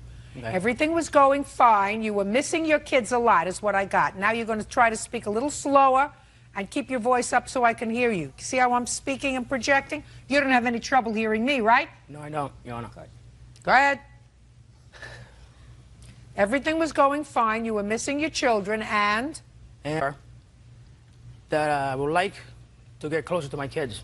And she agreed to move closer so I could be near my kids after work. So you said, I want to be closer to my kids. I miss them. Would you move? No, I didn't explain just like that. I asked her if we could. I didn't force her to. Nobody said you forced her, but you said, I want to be closer to my kids. I want to move with you and your kids. Yes. So she moved. We did. How far away from where she was living did she move? I don't know the exact mileage. Time, 15 minutes, 20 minutes, no. a half hour? About an hour. An hour? 45 to an hour.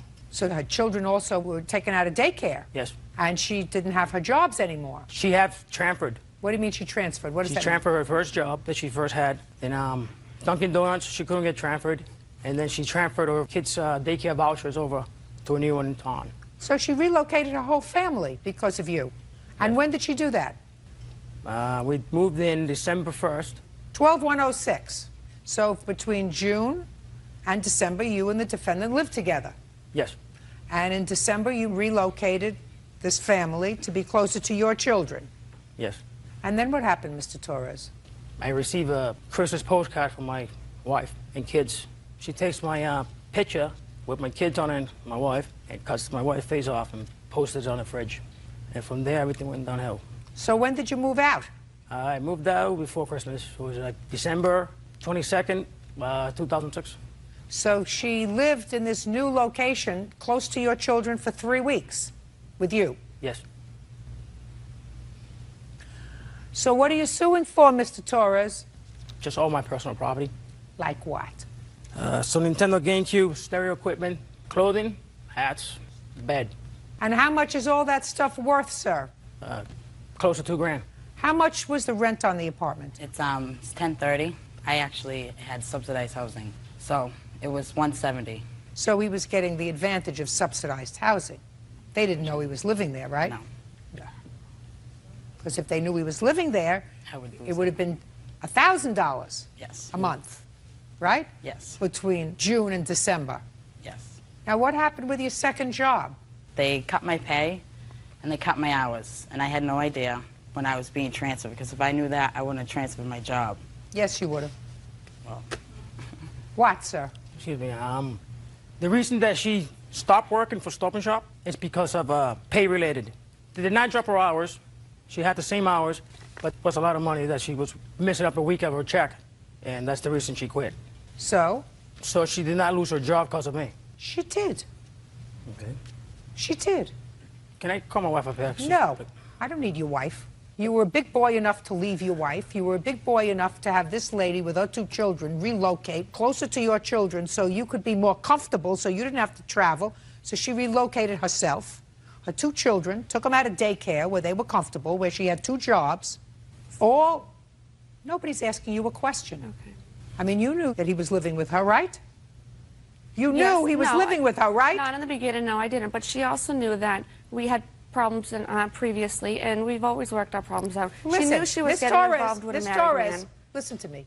Shh. I got what happened. The story's not straight. Ms. Torres. I'm sorry. When you wake up in the morning for 8 months and you don't find your husband sleeping next to you in the bed, that's not a fight. That's not a disagreement. That's a separation. And while I think it's dumb on the part of any woman to get involved with a guy who's just separated from his family, and dumber, and uproot her children and her life, there's no question in my mind that you sent a Christmas card with your picture in it in order to irritate them a little bit. That doesn't say you're not entitled to do it. Don't speak. Don't speak. And I want to tell you something. I wouldn't have put up her picture on my refrigerator either if I were her. Put your hand down, smarty pants. So far, you caused a lot of trouble, Mr. Torres. You don't ask somebody to relocate their life and turn their life upside down unless you are 100% sure that you're prepared to make a commitment. I was committed. Excuse me? Everything got a lot stressful when we moved in to Taunton from Falmouth. You told me things got stressful when your wife sent you a Christmas picture with herself in it. And she cut the picture out, which is exactly what I would have done. Prior to that... Exactly what most women would have done. Cut out the picture of your wife. Excuse me, Your Honor. Put your hand down and don't speak. Prior to that, Your Honor, we were having the problems with her jobs. She was getting a little bit of stressful. Was she stressful between June and December with her job? No, she wasn't. Because everything was nice. She had 2 jobs, she had daycare, then she relocated, and then she had stress. It was your fault. You get where I'm going, Mr. Torres. No, I don't. Well, and I'm sorry. I'm sorry for you. I'm sorry for your wife. I'm sorry for your children. You should get where I'm going. Bird gets where I'm going. The 50 or some odd people out here get where I'm going, sir. And if you don't get where I'm going, there's something missing up here. Now, what happened to his property? I called him from my sister's December 23rd, and I said, you need to come meet me if you want your belongings. He said, I don't want them. You can throw them away. You can burn them. I don't care what you do with it. So I got rid of all his clothes, his hats, because what do I want with it? When did you get rid of them? Most of the stuff was on that day. I got rid of it. Okay, because you were pretty angry. Yes. So whether he told you to get rid of the stuff or he didn't tell you to get rid of the stuff, you would have gotten rid of the stuff anyway. Exactly. Right. Yes. Okay. Now tell me about it when he left. Tell me about what happened when he just walked out of the house without his clothes or anything else. He was a mess. He came back from work and he was drunk. And he'd tell me, going home to my wife and going back to my kids. And I told him continuously, I said, Jose, I'm not going to move unless, you know what I mean, you're going to be with me and stay with me. I'm not going to move to Taunton if you're going to go back with your wife. And that's what happened. He up and left. It's a very stupid thing to do. And what happened to his entertainment center? I have his speakers, and I asked him if he wanted them, and he said no. Put your hand down. You know how much sympathy I have for you? That much. 0. Less than 0, if that's possible. You have his bed? Yeah, what happened was when we lived at Falmouth, I got rid of my bed, and he brought his bed. So you got rid of your bed Yes, and I took did. his bed. He doesn't get the bed back. What else? Yes. There's the Nintendo GameCube, which my son plays with, but... What? I got a list if you want to see it. I don't care to see your list. Okay. She threw away a lot of stuff when you left, which is probably what I would have done if you left. You left, you're not there, you didn't take your stuff, goodbye. Stuff goes in the garbage. But she has your speakers. What else do you have of his? I have his feet like that. Okay, good. And his digital camera. Okay, I want you to box those things and get them out of your house. Okay. Within 5 days, he's going to pay the cost of putting it in UPS or the post office or whatever. Okay. Excuse me.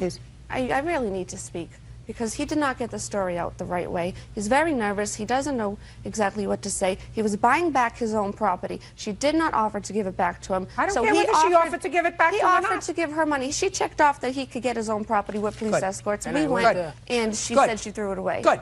You said it now? You happy? No, there's a lot more to it. I'm not interested in a lot more. I got the general gist of it. Your husband? You didn't Your because husband? he didn't explain it right. Don't speak. Your husband left you, not because of her, because he didn't meet her for a actually leave her. while. I just got separated from her to take a part time from each other. She kicked him out. Just a second. Then if you need time, Mr. Torres, to decide what you're going to do, is that what you're telling me? Is that what you're telling me? You needed time to figure out what you were going to do? No, we just need time away from each other. Then you don't move in with somebody else and dislocate them from a life. Do you understand that? Do you understand that? I understand that, but I didn't do that. Yes, you did. Yes, you did. You moved in with somebody else. If you want to take time away from your wife and see if the relationship can be put back together again, you do not move in with somebody else just because it's comfy.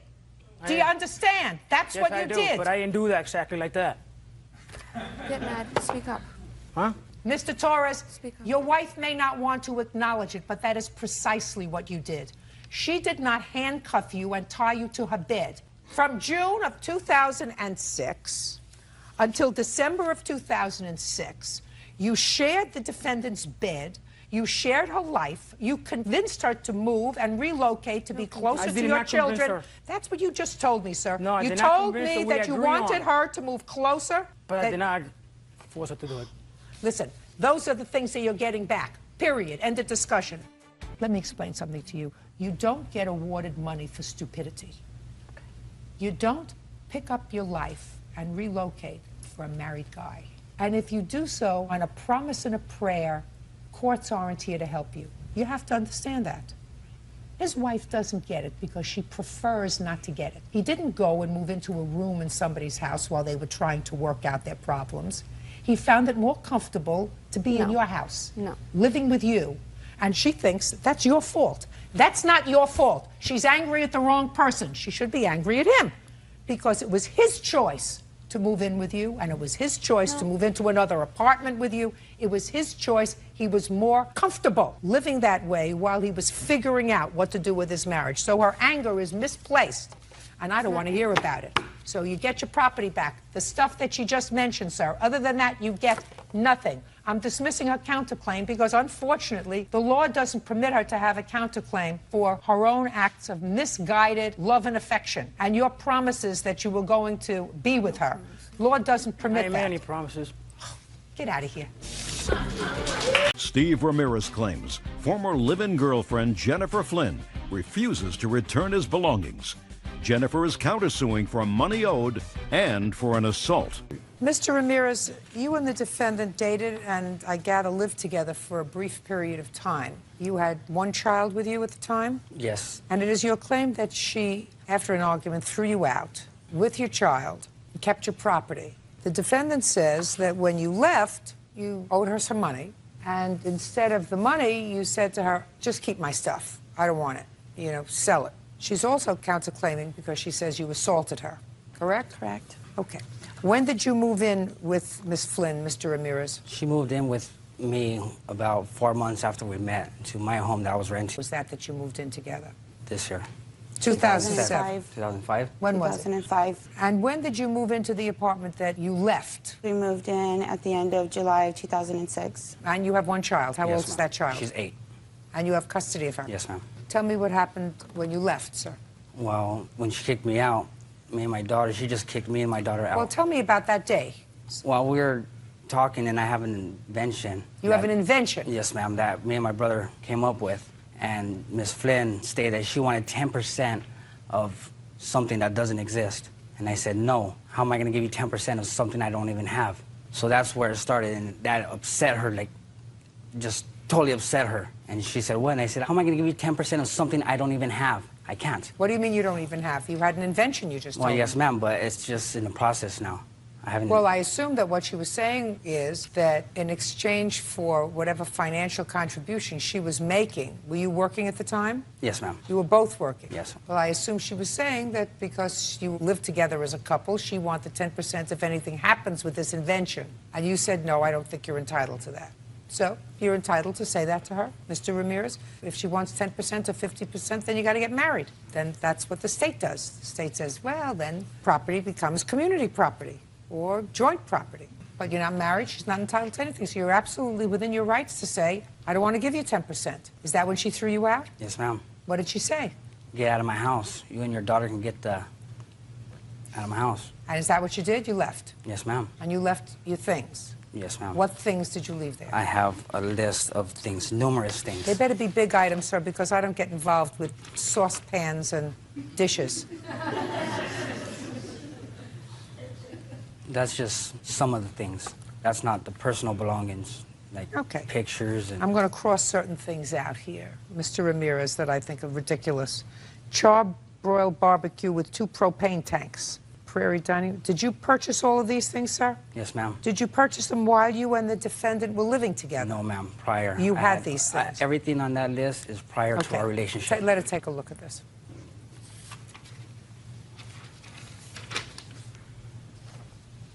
Are any of those things that you purchased while you were living together? Probably some DVDs and CDs. Other than that, those are all his things, correct? Yeah.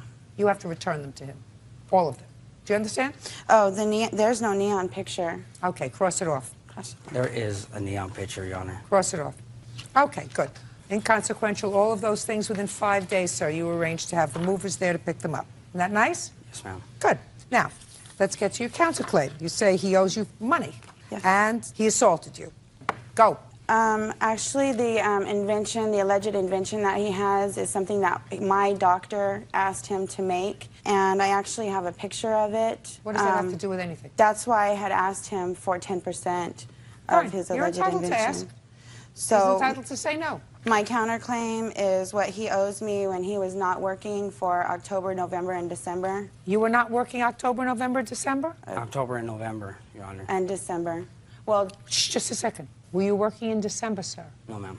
So you didn't contribute to the household for those 3 months? No. So how much money do you owe her? I don't feel I owe her anything. Why not? That's the way relationships work, Your Honor. Why, did she work all the time? No, she doesn't work.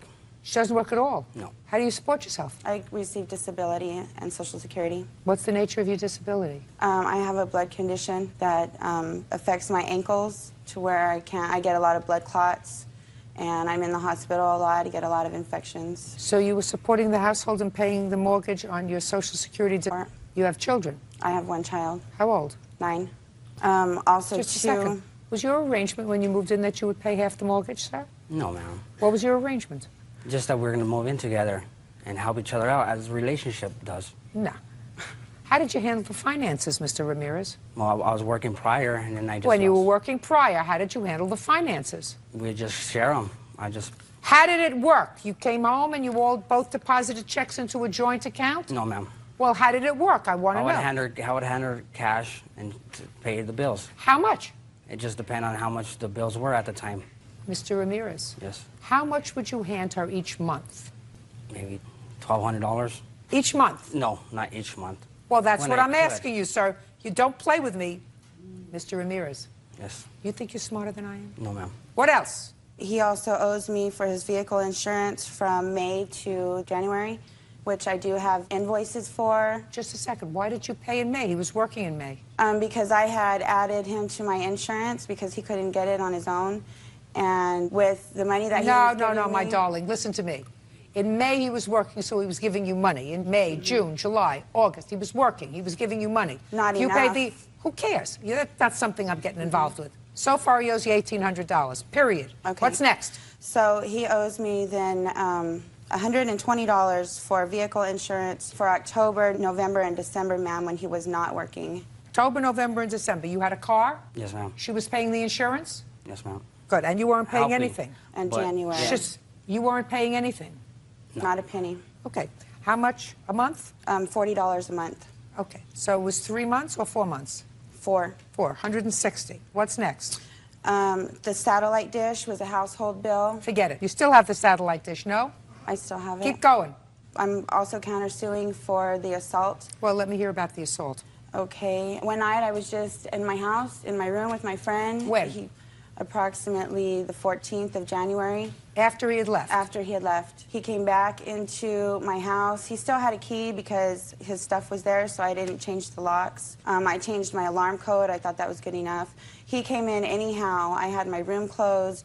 When I opened my bedroom door to see who had come in, he was already right there. And he asked me What were you doing there? I went to pack my daughter's things, her room, so I can... Did you call her first? No. Why not? I have a key. You have no right to do that. You're not a tenant there. You hadn't paid rent. You have no right to go Yes. in. When I received my first check, after I got my job, I handed her my first check. No. What date? You didn't. What date? Like January, No. first week of February. You mean after you moved out, you handed her a Oh, check? no, Your Honor. Baloney, Mr. Ramirez. Baloney. You had no right being there. None.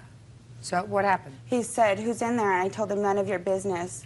He pushed the door open like this, and the door hit me in my face because I was on the other side of the door. I proceeded to push the door and tell him that he wasn't going to come in, that it was none of his business. And with his strength, he pushed me into a dresser that I had by the door, which bruised my arm. Why did you do that, sir? I did I not, Your have Honor. pictures of my lip where the door busted my Can lip. I see it, please? And my witness was in my room. When he saw that it was just my friend Diana, he left. I told him I was calling the police. I had the police on the phone, and Temper, temper, I Mr. also Ramirez. have a statement from Temper, my- temper, Mr. Ramirez. Ever been arrested? Yes, Domestic violence? yes. What do you have to say for yourself, sir? There's no question in my mind that you entered the house, that was a trespass, and if you assaulted her, that rises to the level of burglary. Do you understand? You should tell me, did you lose your temper? No, Your Honor. Well, tell me what you did. There's no question that you hurt her. I entered the room, the house, in intent to gather my daughter's things from her room and some of my belongings. And then she came out. She said, "What are you doing here?" She get in my house, I handed her the key, and I left. No. Didn't push the door open? No, Your Honor. Didn't push the door? No. Didn't cut her lip? No. You have a police report? No, ma'am, I didn't let the police come. So, but he was not there to get his daughter things. He called me later after he left and said, why did you do that? I just wanted to sit down and hang out with you and talk. I thought we could talk. And I said, why would you think that? He doesn't think that you're allowed to say no. Well, I am saying no. Yes. And, I think maybe yeah. he gets that now. Want to step up? Tell me your last name. Kalish? Ms. Kalish, you were there on the evening that Mr. Ramirez came into the house? Yes. Tell me what happened. We were in her room just watching TV, and we heard the front door open. She got up to see who entered the house, and before she got to the door, he was already standing there. She opened the door, and he pushed the door open and pushed her. Did you say anything about calling the police? She did call the police. I was there. She And what called happened? the police, telling them that he had came in the house without permission, but the police didn't show up. They never showed up? Well, she didn't want them to come over. Why? The calls can take an hour to 2 or 3 hours, and I didn't want to waste their time. He was already gone. I felt safe in the house, and I knew that I could just call back if he came back. Now, what was the date that this happened? January 14th, around there. Why is this picture dated February 9th? Because that's when I printed the picture, and my digital camera, once I changed the batteries, the date doesn't set. So I have a digital camera. I have the camera with me. I didn't print the Did you photos. seek any medical treatment? No, ma'am. Okay. You owe her $1,960. Do you understand? And you can go pick up your stuff within 5 days, the stuff that's on this list. Don't go back and bother her anymore. She doesn't want to have anything to do with you anymore. Do you understand? It's mutual. It's finished. Over. Got it? Mutual. Thank you. That's all. Rachel Maffitt is suing her ex-boyfriend, Brad Simmons, for unpaid rent and bills while they lived together. Brad claims he owes her nothing. Ah, Bird, I really am so glad I don't use this internet thing. Miss Maffitt, you met the defendant on something called MySpace. Yes. Which is on the internet where people go to meet each other rather than, meeting each other for a cup of coffee or whatever. You exchange information. And you knew him for a brief period of time, and he moved in. Yes, he asked to move in. And it is your claim that while he was there, he paid no rent and bills. He owes you $2,000 for the time that he lived with you. Mr. Simmons says that there was never a financial agreement when he moved in. It was only when he left, unceremoniously, according to Miss Maffitt. You left her a note? No, ma'am. What did you do? I packed up all my stuff while she was gone because of the fact that she was a little unstable. I didn't feel comfortable staying there. I packed all my stuff, so I headed out of there, and then I went back to the house and waited for her to come home. And then I told her face to face. Oh, okay. Well, not as bad as I thought. Your Honor, I do have a note. You do have a note? Yes, I do. I'd like to see the note.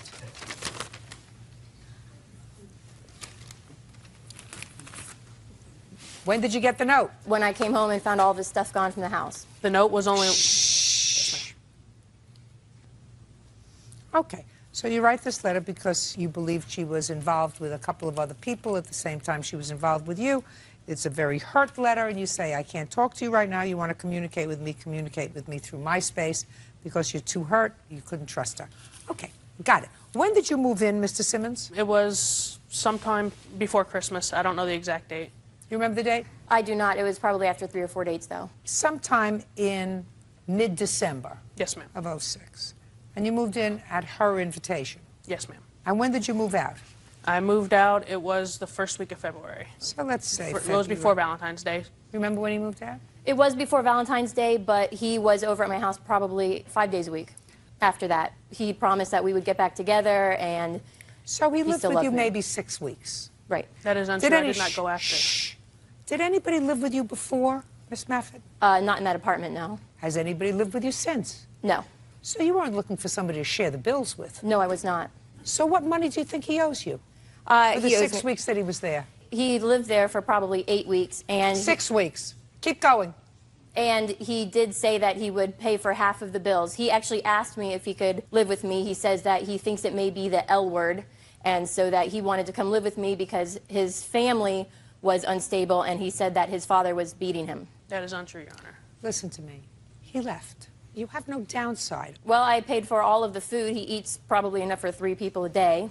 Yeah. And he did promise me to pay $2,000 from a bonus that he was going to be getting from his new job. And every time I would go to pay bills, he would say, oh, no, it's okay, you're going to get that other money, so we can do this instead and have fun and eat out and things like that. So I did spend money on things that I normally wouldn't have if I were living alone. I work 2 jobs and I am trying to finish school, so I'm just barely eking by. Mr. Simmons says he was there. He gave me $300 when he first moved in, which we promptly used on food and going out to eat. Was it 3 or 5? It was 500. I gave her 300 when I moved in, like she said, and then at another point, about 2 days before we broke up, we went out to eat with my uncle at Johnny's Pizza, and I gave her another $200. Do you feel, Mr. Simmons, as if you owe her any money? No, ma'am. Was there ever an agreement for you to pay rent there? No, ma'am. When I moved out, I figured the $500 I gave her, plus I maintained the upkeep of the house, and I cooked. So I feel that's... You don't get credit for that. I feel that the money that I gave her at the time that I was there was enough. You gave her $500? Yes, ma'am. What's your rent, by the way? My rent is $580 a month. He's paid you enough, Miss Moffat. Miss Judge Judy, I actually have an email here stating that he was going to give me the $2,000. Oh, then I'll see it. I never sent an email. She did have access to my email password. No, I did not. Because it was saved on her computer. Just a second. Judge, I also have emails saying that he would lie in court, that he admitted to lying in court. He admitted to cheating on me with men. That's untrue, Your Honor. Oh, listen, I'm not interested that he in wasn't working when he was working. That has nothing to do with me. Absolutely nothing to do with me. The only thing that has to do with me is whether or not you just refuse to put a period and say, made a mistake, shouldn't have invited this guy in to live with me after knowing him for just 4 dates. You have no downside. He gave you $500. He was there for 6 weeks, and I'm not sure that you wrote this thing yourself. Case is dismissed, Miss Moffat. Put a period. It's over. Goodbye. Janet Aldoff is suing the father of her son's schoolmate, Mark Witt, for the cost to fix her boy's saxophone. Janet claims Mark's son, 13-year-old Brian, smashed it. Aldoff, it is your claim that the defendant's son, this little boy right over here, is responsible for breaking your son's saxophone at school. Mr. Witt's son says that your son started the problem. He was first bullying him, and then he took property from him, a comic book, and threw it to the ground, which caused him to take a bag containing the saxophone and throwing it, right? Yes, ma'am. Why don't you all have a seat?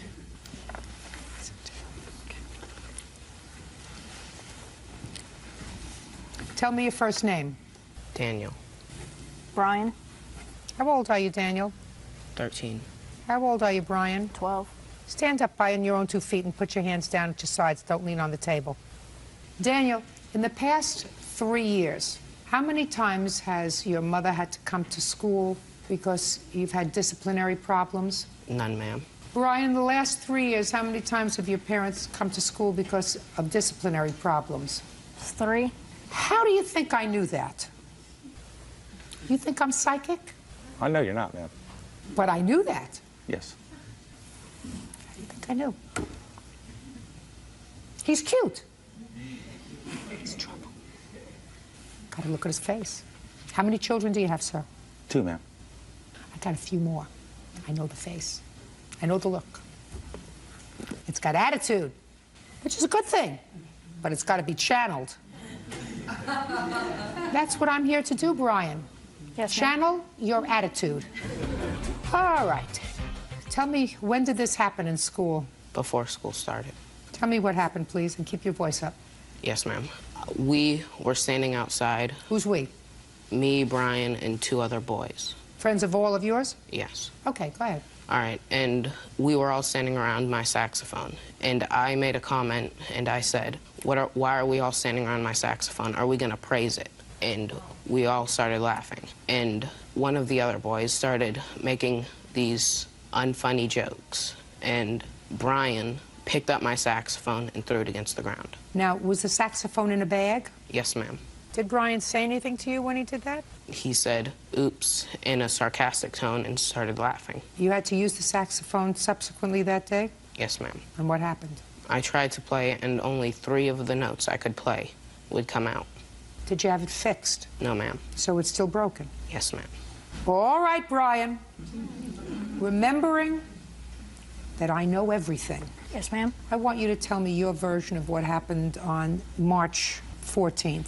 We had just arrived at school, and I went over to Danny and our friends, and he started making comments about me. Who started? Danny or one of his friends. So either Daniel or one of his friends started making comments about you. Like what? They had made fun of... I don't really remember. So what happened next? I'd gotten mad, and he threatened to throw my book. Who threatened to throw your book? Danny. What did he say to you? He had said something about my mom or a family member. He did, or his friend? He did, I believe. You get over with this kind of stuff with your father? You don't get over it with me.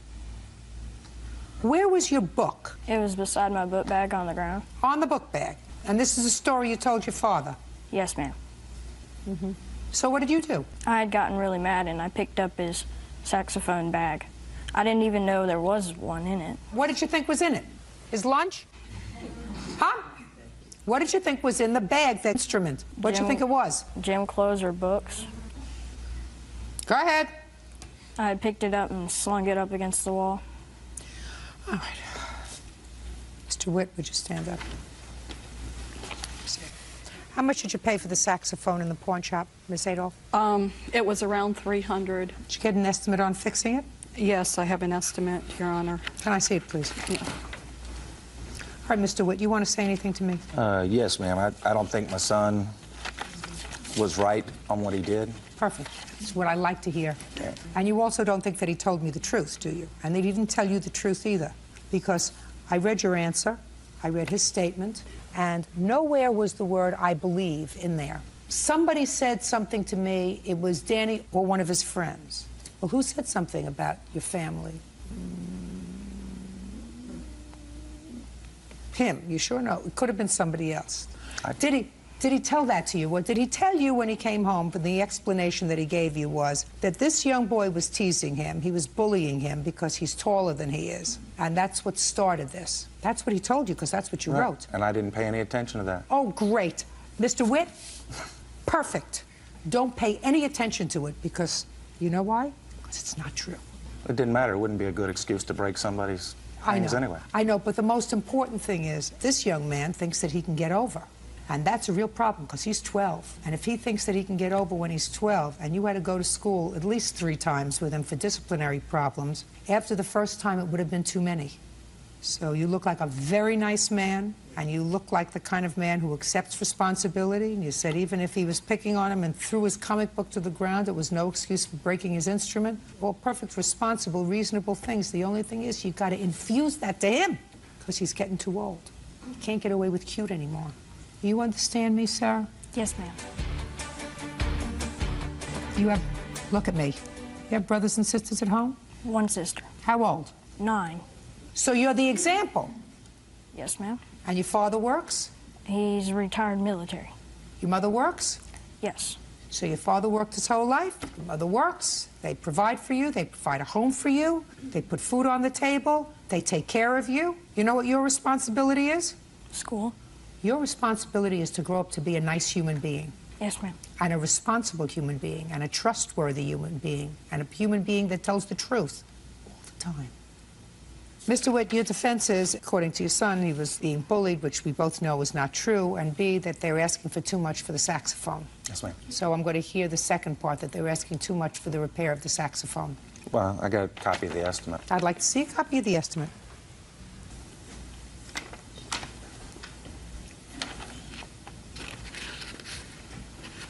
It's exactly what I have. Yes, ma'am. I believe some of the items on there are maintenance problems that have nothing to do with Major belly and body damage, $120. Bent keys and rods, $150. Repair part, $44. What's out of line to you? Absolutely nothing. So, okay. Judgment for the plaintiff in the amount of $351.22. Remember what I said to you, sir. If you listen to any part of what I said to you, believe me, your life will be much happier. That's all. Dora Huff claims a strange son-in-law, Paul Veloff, owes for bail money she posted on his behalf. Ms. Huff, the defendant is your soon-to-be ex-son-in-law. I assume this is your daughter. Yes, ma'am. And it is your claim that he owes you money for bail. Yes, ma'am. And that he agreed to pay you back once you had bailed him out, and he has declined to do so. Mr. Veloff says you made no agreement with him with regard to the bail money. You made an agreement with his wife. So if you want the bail money paid, get it from your daughter. That's your defense. Yes. Okay. Mr. Veloff, how long have you been married? 13 years, 14 years? 13 or 14 years. 13. You have children? Yes, 2. How many? 2. When were you arrested, sir? It was filed on July 4th, but I actually turned myself in on that Sunday, which would have been, I think, the 6th, 7th? Of July, I'm sorry. 7/7 of 06? Yes. Is this the first time you had been arrested, sir? Yes. And this was for domestic violence? Yes. And the domestic violence alleged that you either assaulted or threatened or harassed your wife? Right. Were you in or out of the house on the 7th of July? In the house. No. Okay. Mrs. Veloff, when did you complain about your husband's conduct to the police? The incident of 4th of July. Tell me about the incident. We have been having marital problems for quite a while, and a recurring situation came up again that he was not working and taking care of his responsibilities. It escalated into a yelling argument that turned physical. Shortly after, well, the argument went on for quite a while. He was restraining me. I was not allowed. I was undressed coming out of the shower. He wouldn't allow me to get dressed. He wouldn't allow me to leave the master bedroom. Finally, when I did get out of the bedroom, I made it down to the lowest floor of the house, got a phone, and dialed 911. While I was on the phone with the dispatcher, he left the property. While he was gone, they dispatched 2 sheriff's vehicles to the house. They took my statement, took photos. A copy of the statement, please. Do you have a copy of that police report? No, ma'am, I do not. Okay. They took photographs of what? They took photographs of the marks on my body and the damage to the home. What kind of marks did you have on your body? My arms were bruised where he had grabbed me and forcibly threw me on the bed. My neck was irritated and red. Your Honor, I do have a copy of the... I'd like to see them. Where were your children when all this was going on? There was a 4th of July community picnic that my daughter was at, and my son was outside playing basketball with a friend of his. I believe, well, he was in the driveway. I think they were playing basketball. How old are your children? 14 and 12.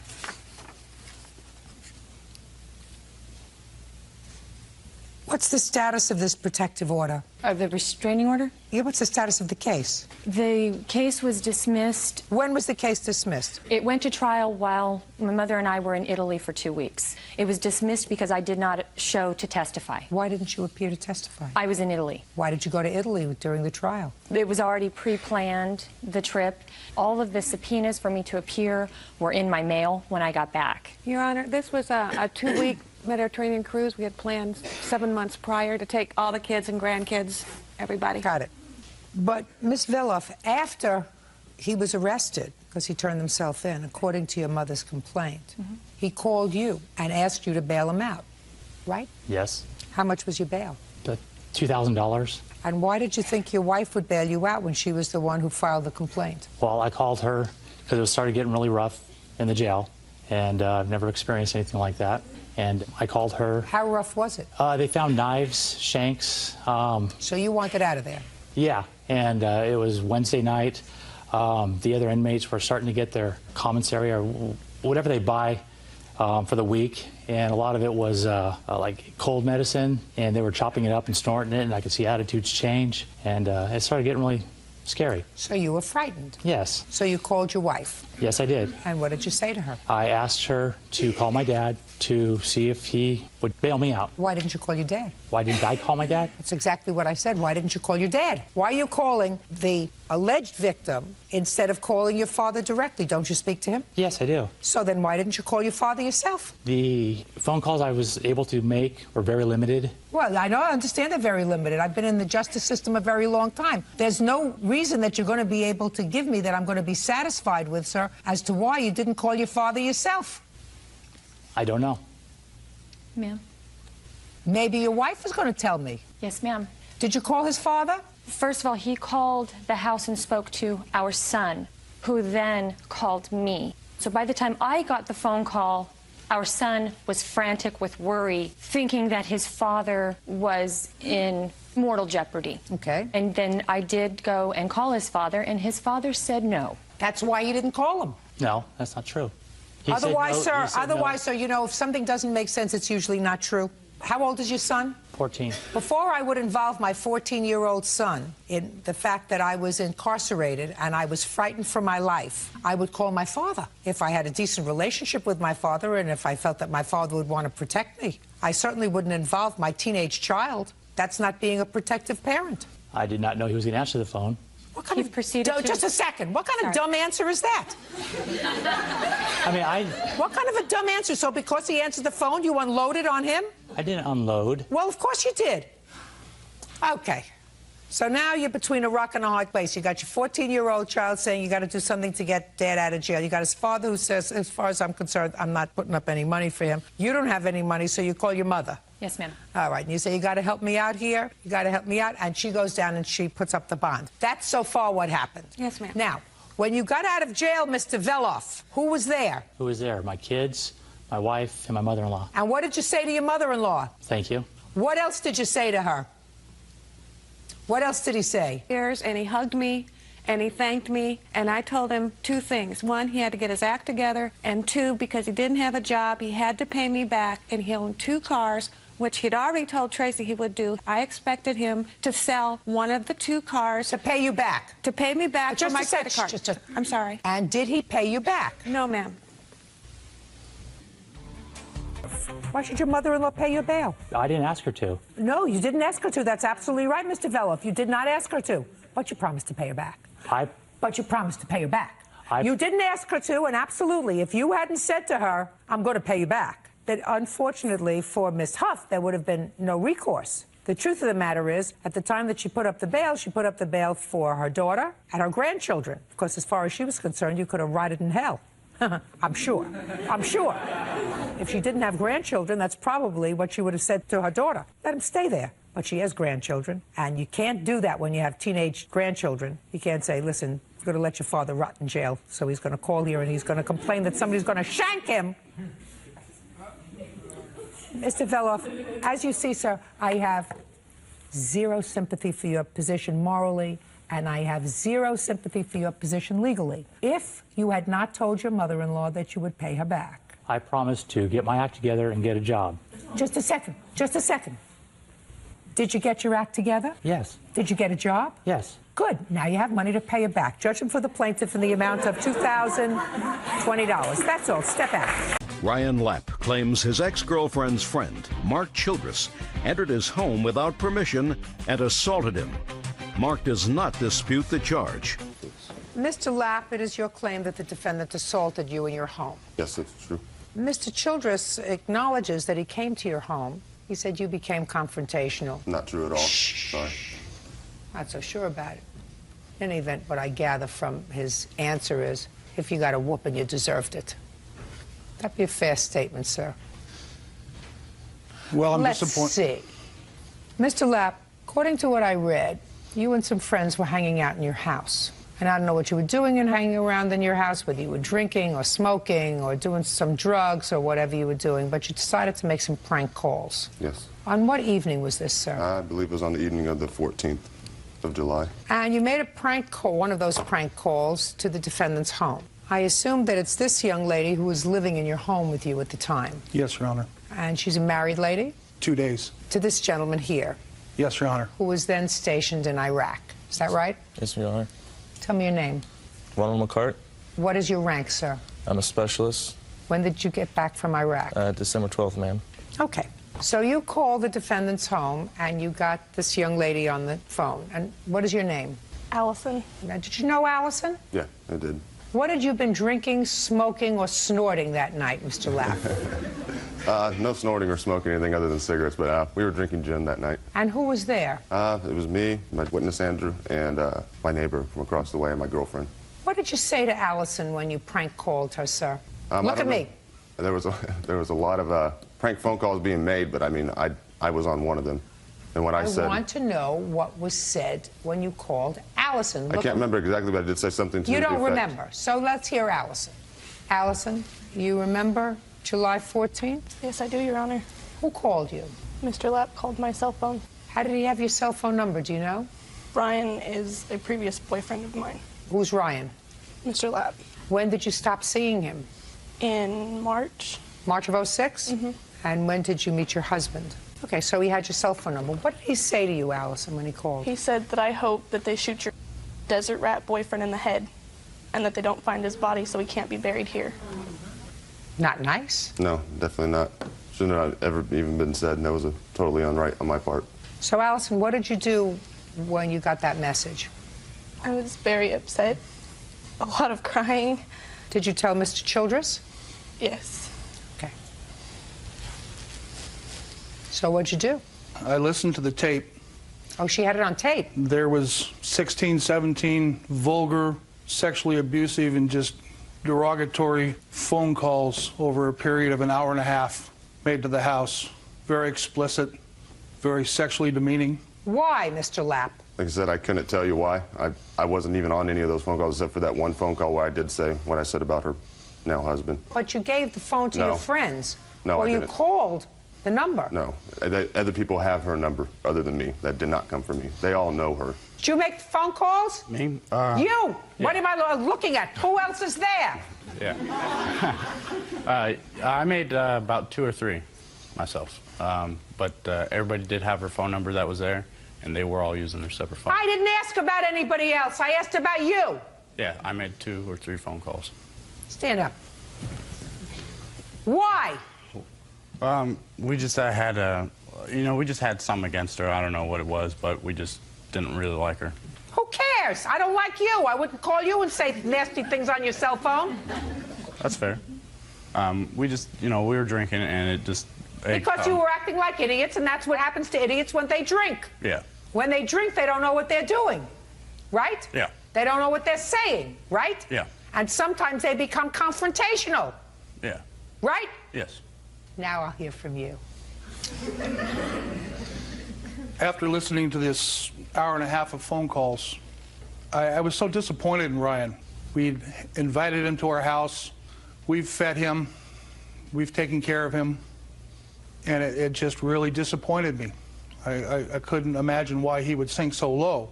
And then to talk about a gentleman who's not here, who's serving our country, that gives him the right to say the things that he did. Yeah, sitting on his porch and drinking gin. Exactly. Right. I thought this couldn't be the Ryan I knew. So you went over there to see if somebody else creeped into his skin. Well, my son-in-law lives in the same apartment that Ryan does. And we had an open door policy. They come to our house, we go to their house. So you went over there. I went over there and look at me, Mr. Childress. Wanted to see what was going on. So what happened when you got there? I asked Ryan, I go, do you know who I am? Because he was in bed. I saw that his girlfriend had just left. So you went into his bedroom? Yes, which is right next to my son-in-law's bedroom. How did you get into the house? The house is open. Okay. It's like do you remember, Yes. Mr. Lapp, what happened? Because you were pretty drunk that night, according to you. Yeah, I wasn't that drunk in the morning, though. Oh, so this Maybe was a little the morning. hungover. This was a little hungover, yes. When he assaulted me, it was in the morning. Go ahead. I woke up, actually, my girlfriend was leaving the house. Once she had left the house, Was she there when you were making these calls, Yes, these she crank was. calls? Yes, she was. She was there for part of the night, then she left and didn't come back. Was she making any of the crank calls? She was on some of those prank phone calls. What had happened was she had left that morning. He came in after that, and I thought somebody was coming to my bedroom. I thought it was my girlfriend returning because she forgot something. It wasn't. No, it wasn't. He locked the door behind him as he came in. Said, do you know who I am? I said, yeah. He told me to stand up. I stood up. He socked me once in the mouth. I fell to the bed. He continued to hold me down and punch me. I couldn't even move. I mean, he punched me 20, 25 times in the side of my face, in my stomach, all through my neck, my jaw. I have the hospital reports of the cervical strain and the contusions to the head and neck for about 3 weeks, which caused me Not going to be make able any more prank phone calls, are you? No.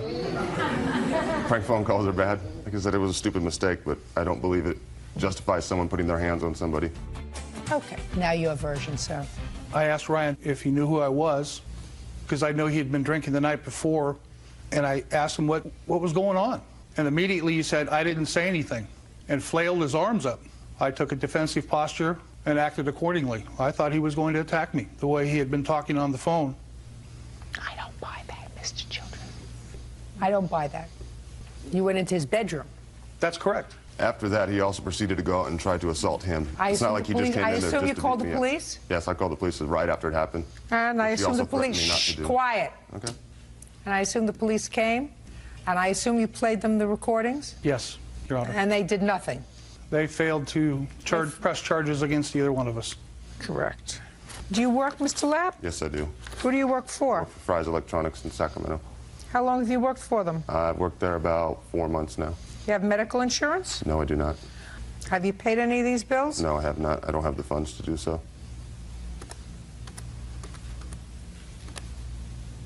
You have $2,099 in medical bills. Yes. Do you have any photographs of your injuries? I did on a cell phone that's broken now, so there's no way to get those. How many times did you hit him, Mr. Childress? Probably between 10 and 12 times. More than that. Way more. Like, I was in the living room when this all happened because, like, you have, like, where I slept in the apartment, you have to walk past me to get to his room. And when he walked in there, he locked the door, and I heard a lot of, you know, beating and screaming, you know, him telling him to get off. But there was a lot more hits. You could hear Mark hitting Ryan. It was a lot more than 10 or 12. Mr. Lapp, on a sympathy scale of 1 to 10, you maybe you're a -1. You understand that? To me. You too. Because the pain that you can cause somebody as a result of making crank phone calls to them, and prank phone calls, especially the kind that you did with regard to this young man who was very far away from home and whose life was on the line, so that you two idiots could sit on your porch and drink gin. The things that you said about him are outrageous.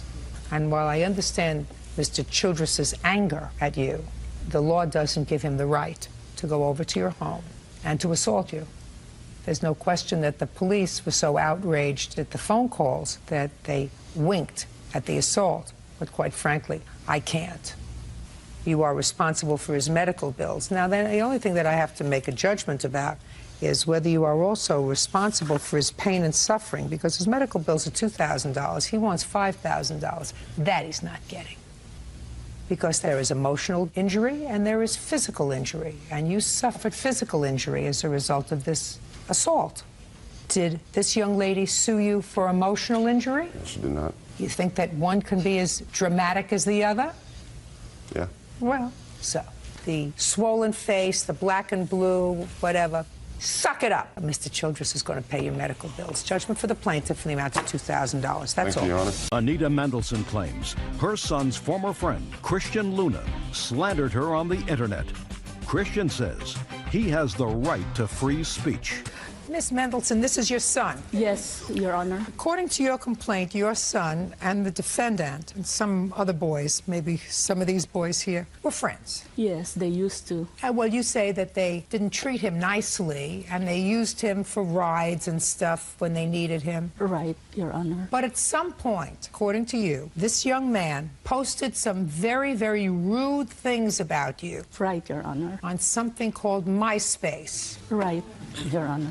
MySpace is one of these internet sites where people who have nothing better to do with their time go and chat about a whole bunch of nonsense. Right, Your Honor. Is that about what it is? Yes, Your Honor. Is that about right? Right. That's about right.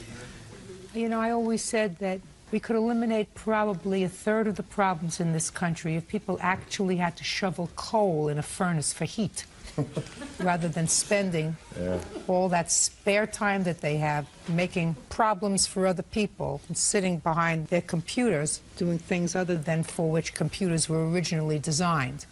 Mr. Luna says, First Amendment. I can post anything I like on the internet because there's free speech in this country. That is your defense. Yes, Your Honor. Really? Yes. Is that what you think the Constitution says, Mr. Luna? Well, first of all... I didn't ask you first of all. That required a yes or a no answer, sir. Is that what you think the Constitution says? That Yes. you can Yes, Your say anything you want to about anybody? On certain grounds, yes. But I believe that I didn't write anything that really damaged her reputation as she claimed. All right. Well, then let's see what you said, because I had no clue about what you said here. First, Mr. Luna, since there is no issue, sir, that you posted these things about Mrs. Mendelson on this internet site, I'd like to know why you did it. Okay. Well, it all started when me, myself... Is the same person, Yes, I know. assume, unless you're bipolar. Me and my friends were talking just online, just joking while we were waiting for our classes. And then we just talked about certain stupid things, I know.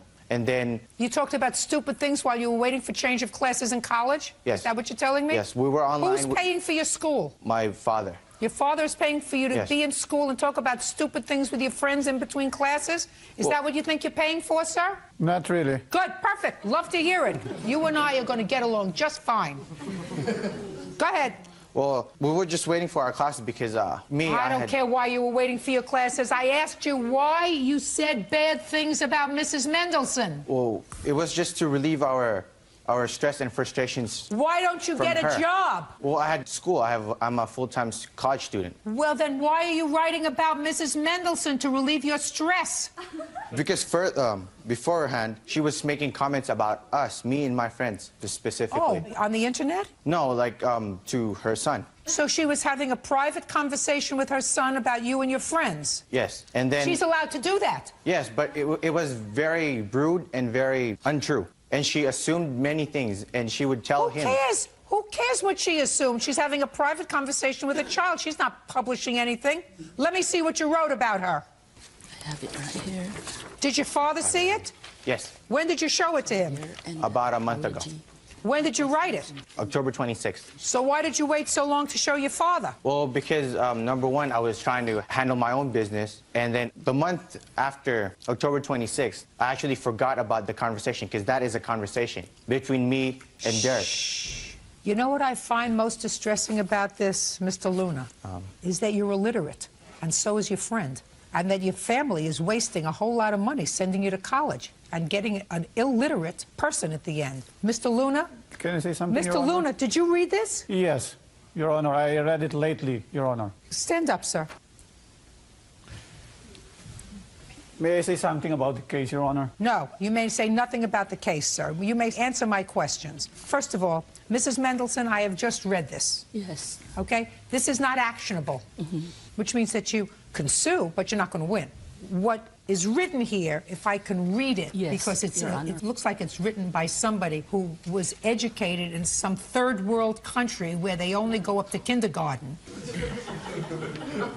Watch what W-A-T, you say about her, cuz, C-U-Z. She might come to your house, Y-R, and do crazy, and that's a bad word, I'll leave that out, like castrating you and sewing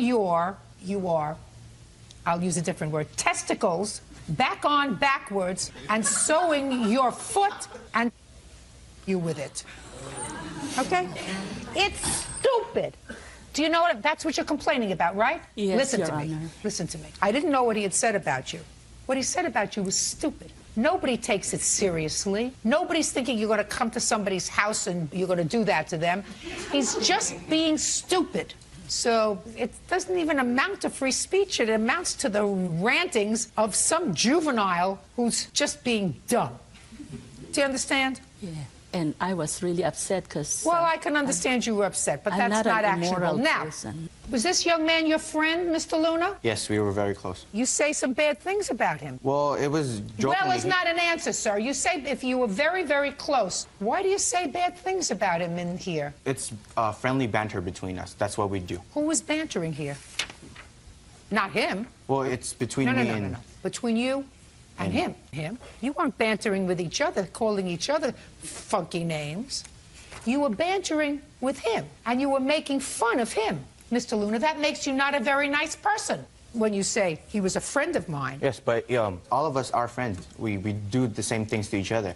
Does he have a car? Yes. Do you have a car? No. Who drove you around? Well, sometimes Irving drives me around, sometimes my friend Manuel or Derek recently. But it's not like I'm... It's not like you're using him or anything. Yeah, no, not at all. Mr. Luna, your son did a disrespectful thing, but not actionable. So you don't have to worry. He doesn't have to pay Mrs. Mendelssohn any money. I don't know if he's a nice young man or not a nice young man. Only you know that. Can I say something, Your Honor? Yes.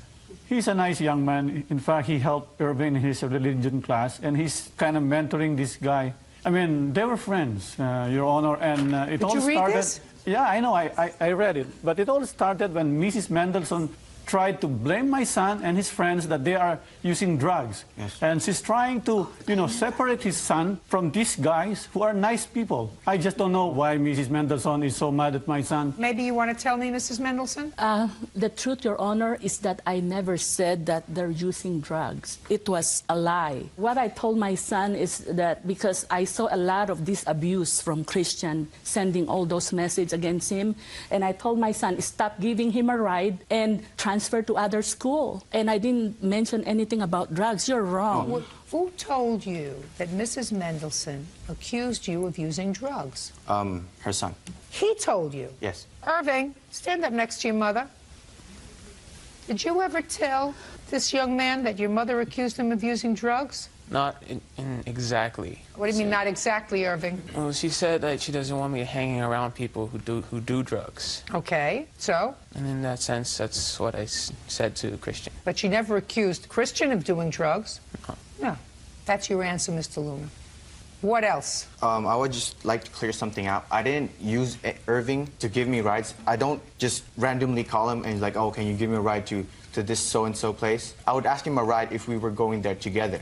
But I've never used them just Christian, I want you to listen to me very carefully. Okay. Having access to a machine like a computer and access to a place like MySpace where you can say very damaging and hurtful things doesn't mean that you should use it.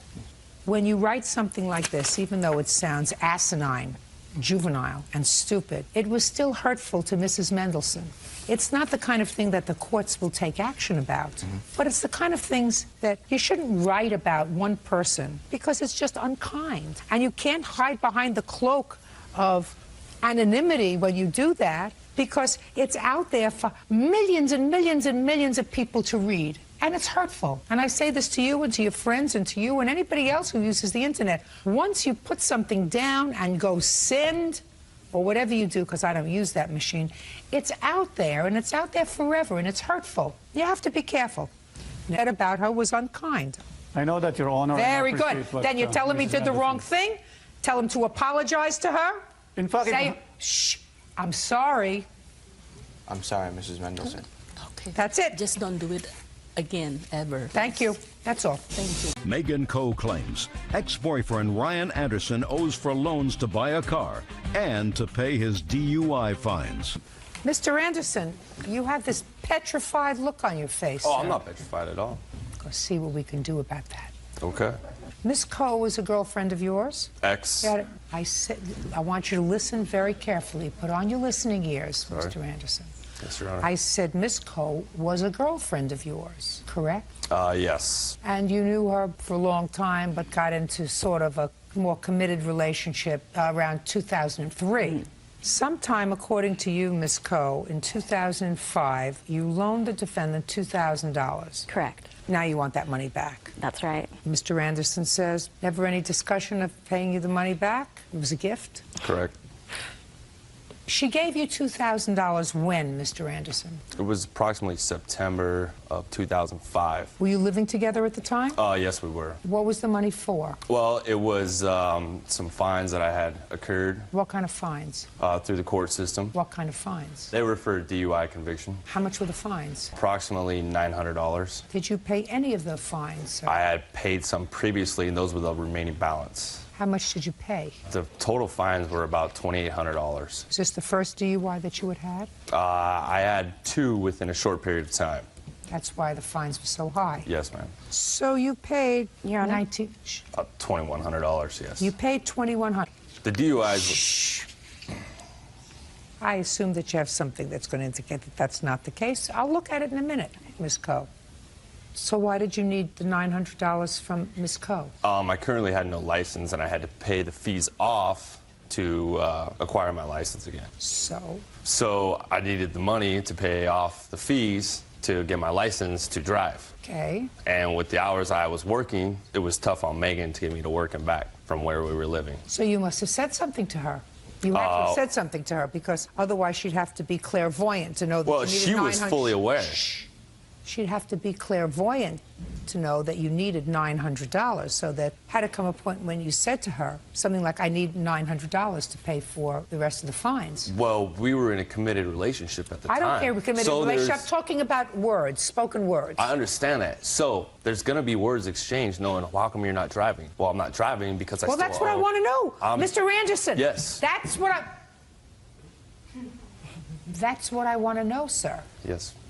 I want to know what the conversation was, what you said. Yes. And what she said. Megan knew of my circumstances. Don't tell me what she knew. I want to know what you said. Okay, Megan knew because of words being exchanged to each other. I want the words. I had told Megan that I had received 2 DUIs in the past, and I still owed an amount of $900 that I had to pay to acquire my license. And she said to you? And it came to a point where she told me when I was eligible for that she would help me pay for those fines. Now, what did you say to her? That I said that would be great. I could use that, then I could get a car, and I could get my license. And she said, fine. Yes. And that's when she gave you the $900? That's when the $900 came into play for the fees, yes. And what was the other money she gave you? Apparently, she paid $1,000 for a 1983 GMC Jimmy. What do you mean, apparently? What is that? I've never seen a receipt or a bill of sale for it. Well, who got the Jimmy? I drive the Jimmy. The registration's in my name. How did you get the car, sir? Megan knew somebody who was selling the vehicle, and she told me that she had given the gentleman $1,000 for the 1983 Jimmy. Okay, I never saw a bill of sale. And how did she give you the car? He drove the car to my house. I looked at it and said, okay, you know, not a mechanic or anything, didn't look under the hood, didn't do any of that. You know, looked at it, it was in, you know, good condition for a 1983, had low miles. It's like, all right, $1,000, that's a good deal. You know, the book value's $1,500. No, that's not a problem. So she gave me the keys, went down as soon as I could with the fees paid, and got my license and got the car registered under my name. Okay, and that's the money? Yes. So it's $1,900? Approximately $1,900, yes. Go. All right. Let's start with the DUI convictions and the fees. You were dying to tell me something. I have receipts for the payment of the fees, and it's over $900. I went and paid myself in cash, went to the courthouse for him because he had no transportation. Do you want to see them, the receipts? No, I believe it. He says that you paid them. Also, it was never a gift to him. It was fully intended to be a loan. I did it to help him out so he could get his license so I would not have to drive him around. Just tell me the conversation, madam. In September, he was eligible to get his license back. And so he was in the mix of trying to get his license back. He had these DUI fines that he needed to pay off. So I told him that I would loan him $900+ to pay off his DUI fines. And he would pay me back in monthly payments and with his January of 2006 tax refund. Okay, did he do that? No. So he didn't pay you back in January 2006. When did you and Mr. Anderson separate? January of 2006. Tell me how that came about. Well, Mr. Anderson's continuous to drink excessively and black out, verbally pretty much assault me and pretty much say rude things to me. It pretty much came to the point the last night I was there that I had to sleep in front of the door so he would not leave and drink and drive again. Okay, so the fines you paid, and what about the car? How did that come about? He needed a car. I told him that I would loan him $1,000, and he would pay me back the same way as the DUI fines. How did you find the car? My friend was selling his GMC Jimmy. It was $1,000. I asked him if I could buy it from him for Ryan, and he said yes. And you gave him a check? I gave him the check. And he gave you the keys? He gave me the keys and the title. And the title. And then you drove it home, or did he drive it home? Nathan drove it home. And where was Mr. Anderson? Mr. Anderson was at the apartment. Okay. Tell me what happened when you drove up. I was like, here's the GMC Jimmy. What do you think of it? I think it's a great car for $1,000. I don't think you're going to be able to find something better for $1,000. And he agreed with me. That's pretty much what he said. Mm-hmm. Was he working? Yes, working full-time. Just a second. September, October, November, December, he was working full-time. He now had a car. Right. How much of this $1,900 did he pay back to you? Zero. That's because it wasn't a loan. That's because it became a loan when you decided it was over. Because if it was a loan, he would have paid you $50 a month, $60 a month, $100 a month, $25 a week. He would have paid you back something between September and January. He made excuses as to why he could not pay me back. He couldn't afford to go into school. Then you should have thrown him out. What you did with the car was you spent $1,000 on a car and then you came home and surprised him. That's what you did. You didn't take him to buy the car. You didn't show him the car before you purchased it. You purchased a car for $1,000 and you came home and said, I got you wheels so that you could drive yourself to and from your job so that I don't have to do it anymore. And if the romance hadn't been over, he wouldn't have paid you back anything. We continued to have conversations after January of 2006. On the telephone. I have a witness hearing me speak to him. I have a letter stating all the information from the maker of the transactions I did, having conversations with him, making payments. And B, he's going to testify as to what you said to him on the telephone? As into the payment arrangements that we have discussed payments on the phone, and he makes excuses every time why he cannot make a payment to me. He was supposed to also pay me with tuition reimbursements from his work. He always made an excuse. He had other bills to pay, so forth and so forth. And that is why I took it to small claims. A year and a half later, a year and a half after you laid out $1,900. Well, I told him that he had the chance to pay me, and after a quarter of a year, then I would take him to small claims. After the romance is over, madam, is not the time to say now you have 3 months or 4 months or 5 months. I mean, I'm sympathetic with you, but you were in love with the guy, and you thought your relationship was going someplace, and you wanted him to have the means to get to work. So because I did him a favor, I shouldn't get paid back a loan that we agreed. We had a verbal agreement. Listen, I have to make a judgment as to whether or not you, who are sharing a home and having an intimate relationship with somebody, has said to them, this is a loan. You will pay me back in January out of your income tax returns. This is a loan. I am giving you $1,000 towards a car, but you go and buy the car, you purchase the car,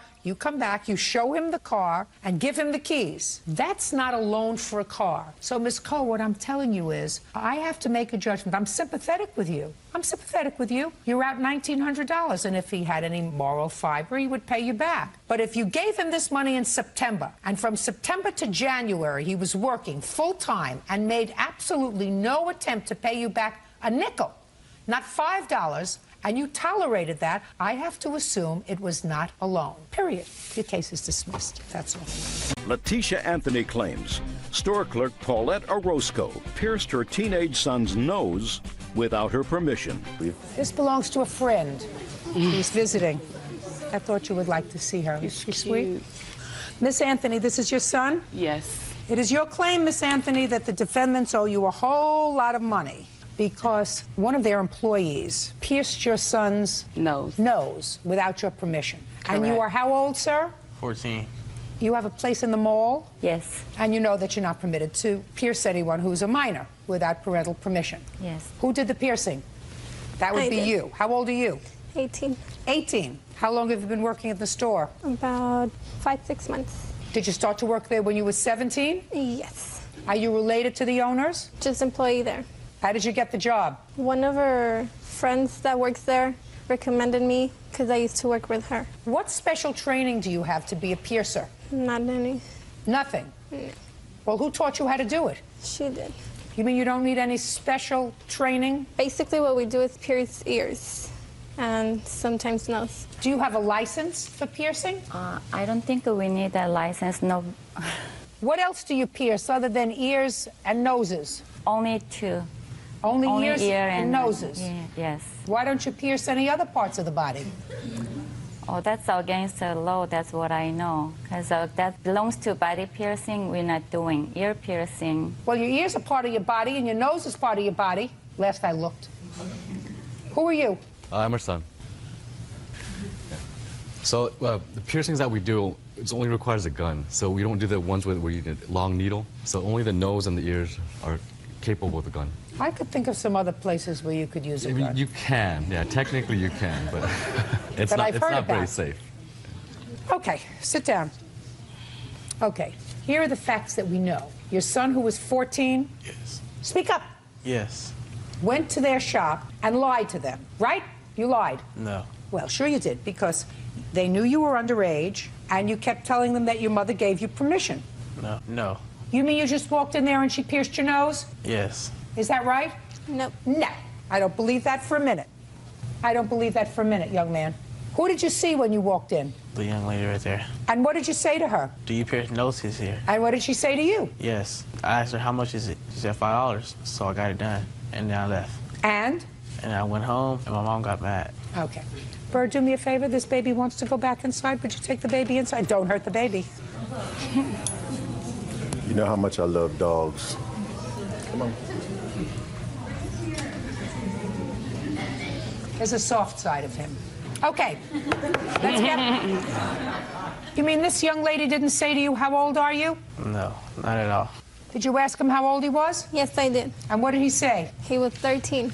And what did you say to him? That he needed a parent or a guardian that was responsible for the piercing. And what did he say to you? He said that she was buying some other stuff around where we work, around the mall.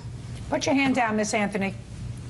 And what did you say to him? I told him that I needed to see the mom and make sure that she was responsible for the piercing. So he left and he came back. And he said, like, it's fine. And he brought the money. And I'm like, okay. And I told him, I need your mom. He said, she's around here. She said it was okay that you could do it. So I went ahead and pierced the nose, and then he left. And by the time, well, at the end, I didn't see the mom. Okay. Did you know that wasn't the right thing to do? Yes. So why did you do it? I thought the mom was there. Well, that was clearly the wrong thing to do. Yes. Right? Right. Okay. Step up here. Show me where you had your nose pierced. Here. Turn around. I have pictures. I don't need any pictures. I see his nose. Sorry. I don't see anything. Show me where. I took it out. Well, I know you took it out, so I don't see it anymore. It was on the left-hand side.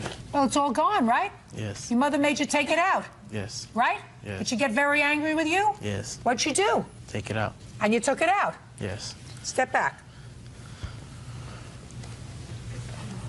Now, Miss Anthony, the employee did the wrong thing. Yes. Why do you think that's worth $5,000? Explain that to me.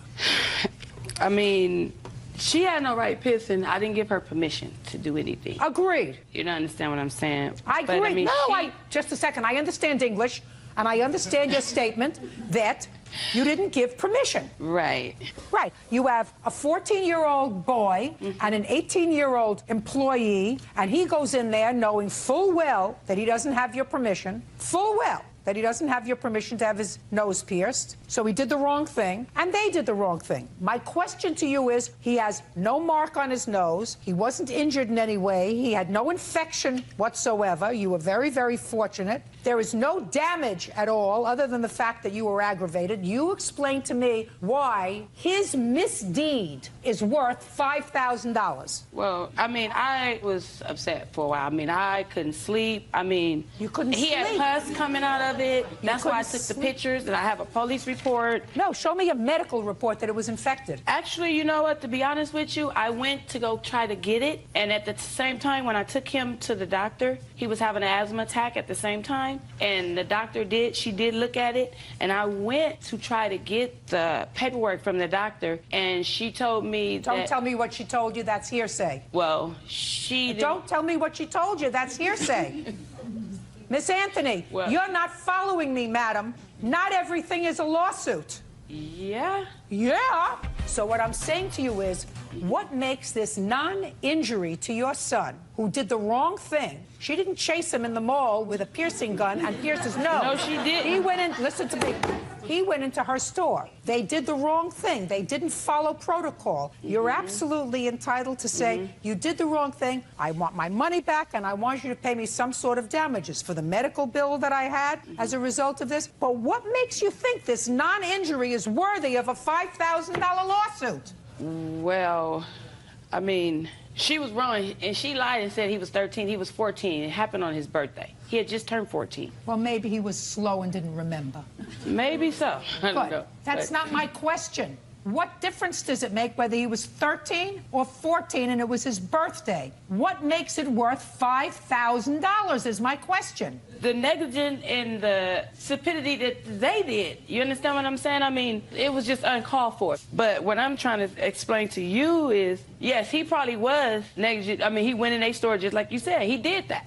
But, I mean, it comes to a point in time, little kids at his age do certain things they're not supposed to. That is true. But, I mean, the way she talked to me when I went to go talk back with her after she did the piercing. Well, what did you tell her? I told her, I said, you pierced my son's nose. And she said, yeah, I did. I said, he's only 14. As a matter of fact, today is his birthday. He was 14. that day that she did it. I heard you. You don't have to repeat yourself. And I talked to her and I said, well, why did you do that? She said, well, I told him to go. Something she was telling me. They was both talking. She was telling you that she told him to go and get his mother. No, both of them was talking to me at the same time. Good. What did you tell them? I told them that I was going to take them to court because Did you demand money? The courts told me to go ask her. No. Don't tell me what the courts told you. The courts don't speak. Courts don't speak. Judges speak. You weren't before a judge. Yeah. So courts don't speak. You tell me how much money you demanded from them when you went into their shop. I went in there and I asked her, I believe it was $3,000, I believe. $3,000? Yeah. You went in and asked for $3,000. What did she say to you? She said, oh, no. She did. She said, I'll give you $5 back. And I said, $5 back? What did you give me $5 back for? Because I gave her $35 for a chain that I had made for him for his birthday. And I paid her for his chain, for his name, and she gave me the receipt. Then she snatched the receipt back out of my hand, and I'm like, I need my receipt. And she was like, well, I'll apologize. She was real snotty to me. Just a second. So you've been in that shop before? I bought jewelry from her. Why do you say that with an attitude, madam? No, I didn't asked say you. with attitude. I said to you, you've been in the shop before. The answer is yes. Yes, I have. How many times? Maybe 2, 3. Ever been in the shop with you? Not with me, no. So the first time you went in there, which was the same day that he had his nose pierced, you said you wanted $3,000. No. You told me, listen, Miss Anthony, you just said that you went in there and you said he's only 14, today's his birthday. You told me a moment ago that he went in there on his birthday. Yes. So it was the same day as he had his nose pierced. Yes. Anything else anybody wants to say to me? Yes, what is it? Yeah.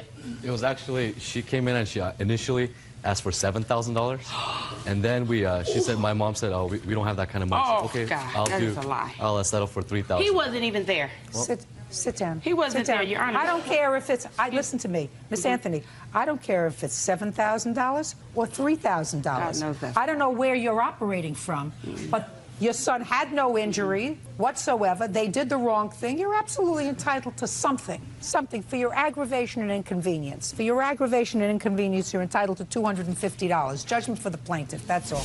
Natalie Holtz claims ex-fiancé Thomas Parrish owes for breaking their lease and for harassing her over the phone. Thomas claims he moved out because of Natalie's constant nagging.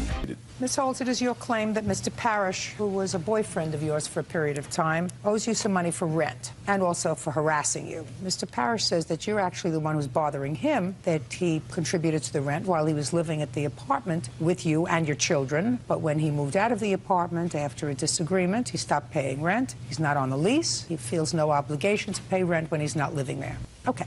When did you move into the apartment with Mr. Parrish? After we got engaged. We got engaged December of '05. Did he give you a ring? Yes, he did. I have it with me. Okay. And I even went with my mom and bought a wedding dress, and I bought my daughter's dresses. We were going to have a ceremony on the beach. And when did you move in together? Mid-February of '06. And he went with me to the leasing office. When we went to fill out the forms for the application fee, which was $150, and to transfer within the same complex to a 2-bedroom, that was $500. So you had a 1-bedroom apartment with your 2 children? Correct. Where were you living, sir? I was renting a house in Chesapeake, with which is his mother. about 35 minutes from where she was living. Okay, so you weren't living together in the 1-bedroom apartment? No. No. I'm looking at him. Sorry. So, you moved into the 2-bedroom apartment in February of 2006, and the lease was in your name only. Correct, but we had discussed, we had an agreement that we would rent the 2-bedroom together for 1 year to save up money to buy a house for after we got married. Good. And he paid half the rent for 10 months. Right, I got you, while he lived there. Right, correct. And he paid the rent faithfully, half of the rent, despite the fact that he's only one person out of 4 living in the apartment, correct? That's correct. Yeah, but they were minors. I don't care if they're minors or not. He's one person out of 4. Correct. Living in the apartment. You get child support for your 2 children? I get for 1 child because he has them half of the month and I have them half the month. So you get child support for 1 child? Correct. How much? $400 a month. Okay. And he paid half of the other expenses on the apartment for the 10 months that he was living there? Yes, he did. He paid half the utilities. Half of everything? Yes, ma'am. All right. Now, what happened when he moved out?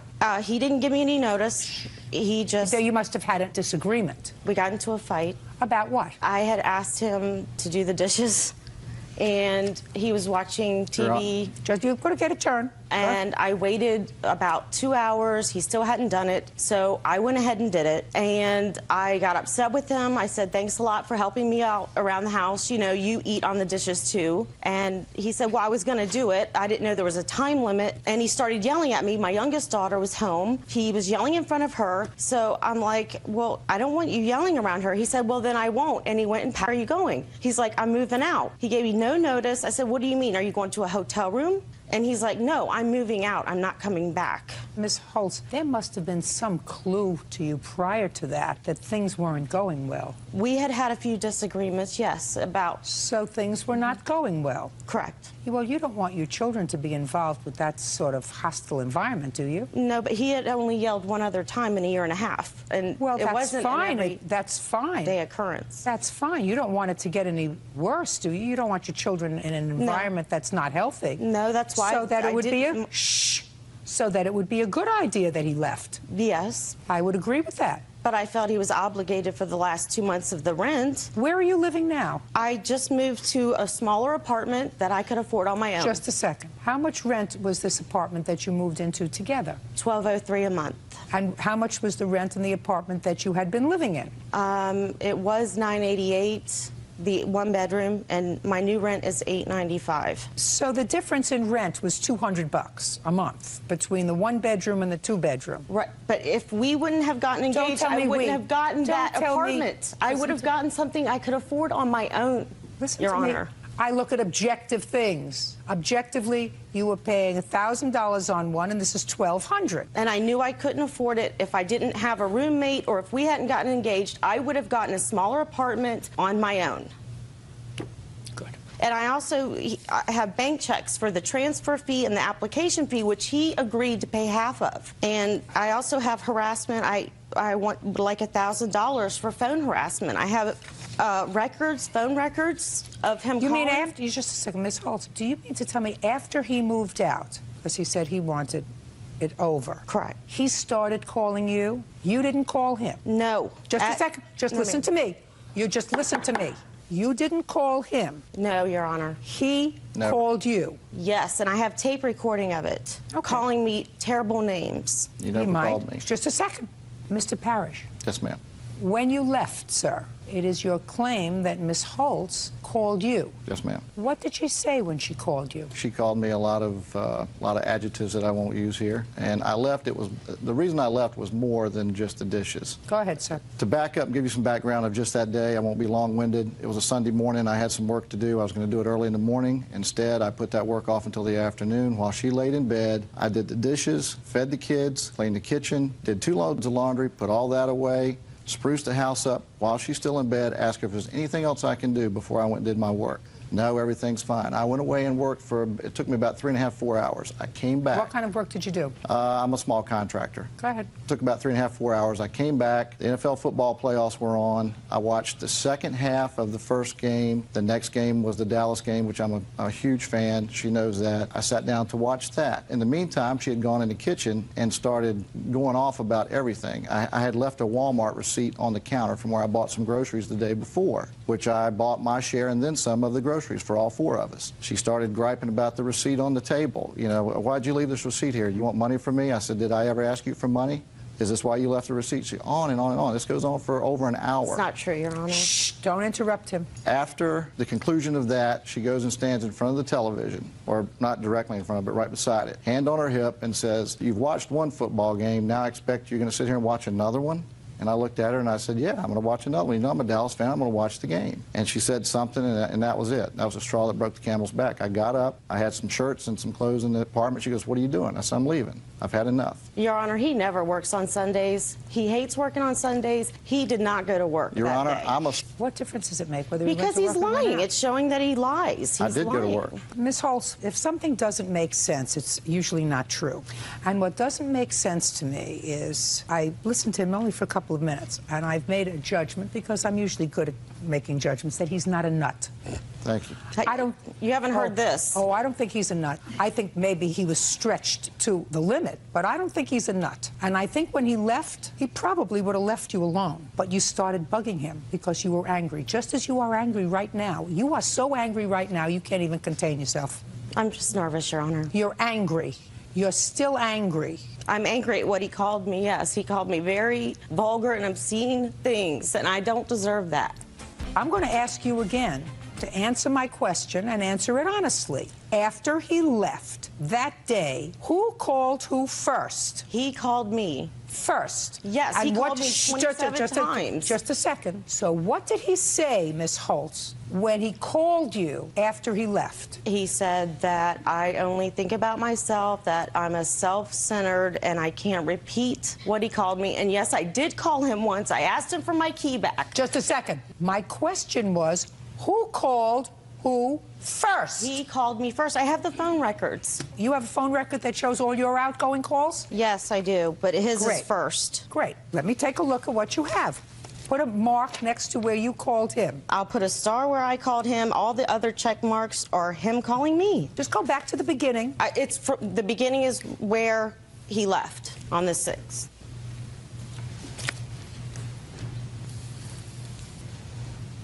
What's your phone number, sir? 286. At your mother's house? That's my cell phone. That's the only. At your cell phone? That's the only phone I use, yes, ma'am. Well, on the 6th, madam, 286 is outgoing. It says incoming. Outgoing, outgoing, outgoing. Then you have a couple of incoming. But on the 6th, I want you to point to where I've checked this off, please, and let her look at it. All the highlighted ones. Okay. I'm not talking highlighted. Look at where I made the check marks. That was in the afternoon. He was still home. Or he was still, he hadn't moved out yet. That was in the afternoon. Why would she call me? The next day. It's the next day when he started harassing me. Listen to me. Okay, give it back to me. Incoming. These are all incoming. Miss Holtz, you don't want me to think you're a nut, do you? No, ma'am. On the 6th, according to you. That night. I'm speaking. You called him at a time when you said he wasn't out working, because you said he doesn't work on Sundays. So clearly, you called him at that cell phone number, 216, 252, and 252. Yes, he went to the grocery store. So what'd you call him 3 times for? He called me, and I called him back on several occasions. So he went to the grocery store for whom? For all of us. We all had to eat. So he was out on family business? Yes, before we got in a fight. Yes, ma'am, he was. After I finished working. Just a second. Okay. Then the next phone call on the 7th of January was a phone call from you to him at 8:09 p.m. and he called you back at 8:29. You called him first. Then you called him at 9:10 p.m., 6:59 a.m., 7:30 a.m. He wouldn't return my call to get my key back, Your Honor. Please. And I have the text messages right here of all the incoming text messages. Okay, Miss Holtz, I'm going to listen to me, madam. You got to get over it. Get over it. It's okay to call somebody the B word and the C word? Get over it. Sticks and stones break your bones. Names will never hurt you. Did your mother ever teach you that? You have to get over it. It's finished. You may be angry. You may be angry that you devoted 10 months of your time to him. He may not have said nice things to you. I mean, you can tell. I've had 24 calls since the 9th on here. Listen to me. Listen to me. I'm looking at your phone records. I don't have them. You called him first. To get my key back and my mailbox key back. Change the lock. What? Go ahead. I just want to clear up a couple of things. You've done a nice job of clearing up the harassment. First of all, I don't understand her suing me for how much she sued me for, $1,200, $1,300, whatever it is. I could understand if she was going to sue me for bigamy. I could understand that, because in that pretty little head there's about 12 personalities. Mr. Parrish. This is what I get on messages. Mr. Parrish, listen to me. Not necessary, sir. Okay, I just letting you know. Let him show his true colors. Not necessary. Okay. She may be stressed. She's a single mother. She's a good mother. She's a single mother. Takes care of the kids. Money, I'm sure, is tight. I'm sure it was much more comfortable when you were there. I understand. Much less stressful financially when you were there. You're not there anymore. A life she anticipated is over. But I don't think that you're responsible for any rent when you weren't living there. I think that you took care of more than your fair share of the bills when you lived there in a family that was really not yours. You left. The responsibility is hers. She was angry. And these phone records do not support harassment on your part, sir. I mean, common sense dictates that if you left, you would have been just as happy to be left alone, period. But very hard when you are stressed to deal with that kind of change. I get it. But you're not entitled to any money, Well, madam. we had The a case is verbal dismissed. agreement, That's Your all. Honor. That's all. Naomi Ravello claims ex-boyfriend Floyd Turner borrowed money and repaid her with bad checks. Floyd is countersuing, claiming Naomi dislocated his knee. Ms. Ravello, you and Mr. Turner had a relationship. You claimed two things. First, you claimed that he borrowed some money from you. He repaid the money with some checks. And the first time you went to cash the checks, the first check bounced. So he still owes you that money. He never went back to cash the rest of the checks. And in addition to the bad checks, it is your claim that Mr. Ravello assaulted you. You have certain medical bills that you want him to pay for, as well as paying for the pain and suffering that you endured as a result of this assault. Mr. Turner says that the bad checks were a bank error, having nothing to do with him, and that the assault on you was nothing compared to what you did to him, that you actually assaulted him with a dangerous instrument, your car. When he was attempting to get out of your car, you sped away, causing him serious physical injury. He is counterclaiming. Is that correct, Yes, sir? ma'am. Let's deal with the loan first. So let's get rid of simple things first. So I'm going to go to you, Mr. Turner, because there are certain things that are stated fact. You seem to acknowledge in your answer that you borrowed money from Miss Ravello. Yes, ma'am. What did you borrow the money for? It was different reasons, like I needed certain things like the truck, You have my to keep your brakes, voice my- up, Mr. Turner, I'm because sorry. I don't like to My, strain. When I strain, I get lines on my face. When I get lines on my face, my producer doesn't like it. Okay. Well, yeah, different things like brakes for my car. I needed that done. I needed the down payment on the mortgage, on rent too, on the apartment we had together. That's little things like that. How much did you owe her? Probably $400, $500, something like that. Was it 4 or 5? $550. $550. And you gave her checks. Yes, ma'am, I did. When she went to cash the checks, what had happened with that was I went to go to the bank, get the money. When she took me back, we was arguing in the car. Do you still owe her the $550, Oh, yeah, absolutely. Mr. Turner? Yes, ma'am, I do. You know, I'm a bottom line girl. Life is short, and I have other things to do today. So on your side, you get $550 because he gave you a bunch of bad checks. So you get that money. Now tell me the date of this assault. May 19 was the first one. May 19th of what year? 06. And were you together after May 19th of 06? Yes. How much after? Till August 2nd. Of what year? 06. From May 19th of 06 to August 2nd of 06, did you live together? Off and on, yes. We had an apartment. He lived with his mom and I lived with my dad, and we had shared an apartment. And did you go out for dinner? No. Did you share a bedroom? Yes. I'm not interested in the assault on May 19th of 06. That was the most important one. Well, wouldn't have stayed after the first one. But we're talking about an incident that happened over a year ago. Why didn't you sue him before? Why did you stay with him? Why did you live with him? Why did you sleep with him? Why did you eat with him after he assaulted you? You don't let a man put their hands on you and then come in a year later and wake up and say, well, now I'd like some money. Were you hospitalized? No. The assault you cross off to, I should have been smarter. I'm old enough to have been smarter than to let somebody put their hands on me more than once. When was this assault that you're complaining about, Mr. Turner? In August 2006. August what? 6. When she hurt my knee, we had seen each other 3 days prior to that, okay? And 3 days after that, I get a letter from the sheriff saying that she had a restraining order on me. I'm like to myself, well, why is that? Well, after the incident in the car in August, you did not live together anymore. Oh, after August, I get, the sheriff came to the apartment and gave me a letter saying I had to evict the premises, which, okay. After August, Mr. Ravello. Yes. When you had this incident that Mr. Turner is going to talk to me about, Yes. madam. Did you live together? No. So the relationship was over? Ended. Fine. Now, Mr. Turner, I'm going to see absolutely fair a jurist I am. I'm not going to entertain her old assault case after she took you back and lived with you and schmutchkied with you and everything. Not interested. But I'm going to hear your version of what happened in August, because after that, there was no more relationship. True. Okay, now. Okay, you gave her bad checks. She Right. was annoyed that you gave her bad checks. So she picked you up in her car Right. I was to told go to the bank. Right. Right. That's what you say in your answer. Right. So now you're in the car, on the way to the bank, going to fix up this problem with the bad checks, and you have an argument. Okay, So I far, told am her, I look, telling the story almost like I absolutely. was there, right? Okay. I told Now, her, hey, Tell me what you said to her and what she said to you. I told her, look, I don't want to escalate the problem anymore. Let me out the car. When we get to the next stop sign, we'll deal with this later, when we both calm down. What was she saying to you? Just going off about different things. Like, no, we're going to go now to the bank, blah, blah, blah, this and that. I'm like, well, you know what? If we're going to go with this kind of attitude, things already heated up. It's best that we both calm down and wait until another day. When she came to a stop sign, I'm like, I'm going to get out. I open the door, let my leg out. She takes off with my leg out the door and pop my knee out of place. Okay, she ended up stopping. Wait, I gets out, end up walking into my apartment.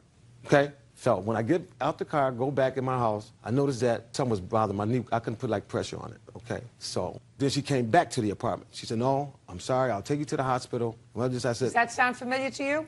Some of it. Okay. And did you go to the hospital? Yes, ma'am, I did. Can I see the report, please? Yes, ma'am. And I will have a chance to say my version of that, correct? Absolutely. Thank you.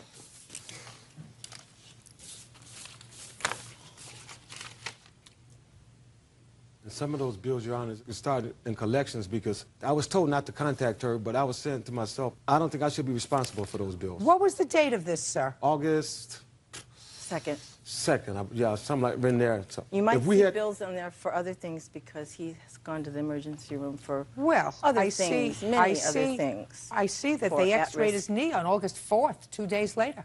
2 days later. And I see that the emergency room... She didn't take me to the hospital. I went myself.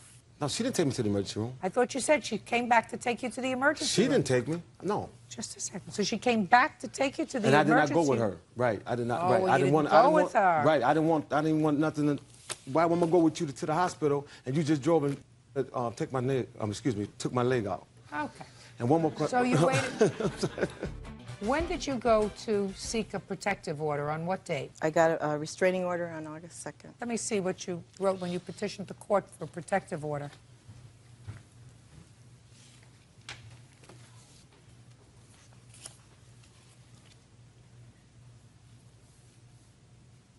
You told them that he assaulted you in July. You were telling me something that happened in May. May 19th was the assault, and August 2nd was the second assault. You don't say anything to the court about August. Sorry. You say that on July 28th at 5:18, he grabbed my arms, leaving bruises. Fear made that he may pull a gun on me. While I was driving, he unlocked the door, opened it, and exited. Miss Ravello. Yes. When we started this hearing, you said to me the bad assault was May 19th, 2006. Yes. Okay? Then you go to the police and you tell the police that something happened to you on July 28th, 2006, that he grabbed you and left bruises. But you just happened to go there on August 2nd, the day he got injured in the car. That sounds a lot to me like you're covering your tracks, madam. Okay. Whew. All right. Woo. Tell me you. I'm a little... You tell me you. There's a paper trail. Oh. The paper trail is clear. And what you told me was clear. Well, on August 2nd, we started going to the bank because of a bounce check. And he didn't want to go to the bank, and I wanted to go to the bank. So he was in the car, and he unlocked the door and exited while my car was going. So he exited out of the car, and then I stopped. Then I went back to the house. We argued. He grabbed my arms again. That was the second domestic violence incident. You say absolutely nothing about that here in your application. You say that when he grabbed you, that was on July 28th. It's not true, Your Honor. I don't want you to speak. Oh, okay. I'm sorry, I might have some date. It was like all around that time. I'm No. sorry. What happened was at that you got frightened that you hurt him. You got frightened when he opened the door. He put one foot out the door and you took off. You were so furious you took off. No, I was driving at the time, and he unlocked. Listen to me, Miss Ravello. Mr. Turner isn't an idiot. Looks like a smart enough guy that would not get out of a moving car. But he did. No, I don't believe that. What I believe happened was you were furious. And he said, stop the car, let me out of the car. You may have slowed down. And then he put his foot out of the door and you took off and you were furious. But then you got worried. And you got worried that you hurt him. I did. And then you went back and he said to you, get out of here. I don't want your help. And you said, I better get me to the police station and file for a protective order. And you tell them in the protective order something that happened days before. that caused you to come to court and seek a protective order. And when you come to court here, you tell me that he assaulted you and he hurt you May 19th, 3 months before. He did. Okay. I had serious Fine. bruises all over my body from that incident. In May? Yes, May 19th was horrible. It was a horrible night. Then you should not have stayed with him, madam. You should not have stayed with him, slept with him, eaten with him. Well, there's the partied I'm with him. sorry thing. There's Well, the I'm sorry love you. too. I'm sorry too. too. You get your Let's- $550 back, but I'm going to take a look at his medical bills because I believe that you caused the injury to him that happened on May 2nd. But he exited while I was driving. Mr. Vello, I don't believe you. It's as simple as that, my dear. Ariana, can I say something else, please? If you want to. When I went back to the apartment, all of my stuff was in the alley. My clothes, everything. I get a phone call from one of her neighbors saying that, Turner, you better get back to the apartment. Hey, man, your stuff is in the alleys for the pickings. Everything I owned in the apartment was in the alley. I didn't get a chance to get nothing. Why'd you throw his stuff away for? Because we were being evicted because the landlord in front, he filed an indecency report because he parties a lot. Just a second. When were you evicted from the apartment? I'm sorry. When were you evicted from the apartment? On what date? I'm so nervous. I don't have that. I know it. The police evicted us on August 7th. I have it here. I'm going to get it together here because I was wrong here. Just a second. August 7th. Go back and find your stuff in the alley. That same day. And I called the police department because they told me if I came back over there, they're going to arrest me. So I called back and told them. You had no reason to put his stuff in the alley. There was a restraining order. He wouldn't leave. He wouldn't leave the apartment. There was things involved that I don't want to say right now. I don't. Just a second. Listen to me. I'm asking you why you threw his things in the alley. Because he wouldn't leave. Listen to me. The fact that you put him out after he lived with you, you're entitled to do that. Things don't work out. Right. He's got to leave. Thank you for agreeing with me. Keep your mouth shut. Okay. You have no right to take his belongings and throw them away. You have the responsibility to put them in a box. I did. No. I brought bags and I brought boxes and I packed them up and I put them behind the house. And my family helped me do that. No way. No way. No way, madam. No way. You got a bad temper.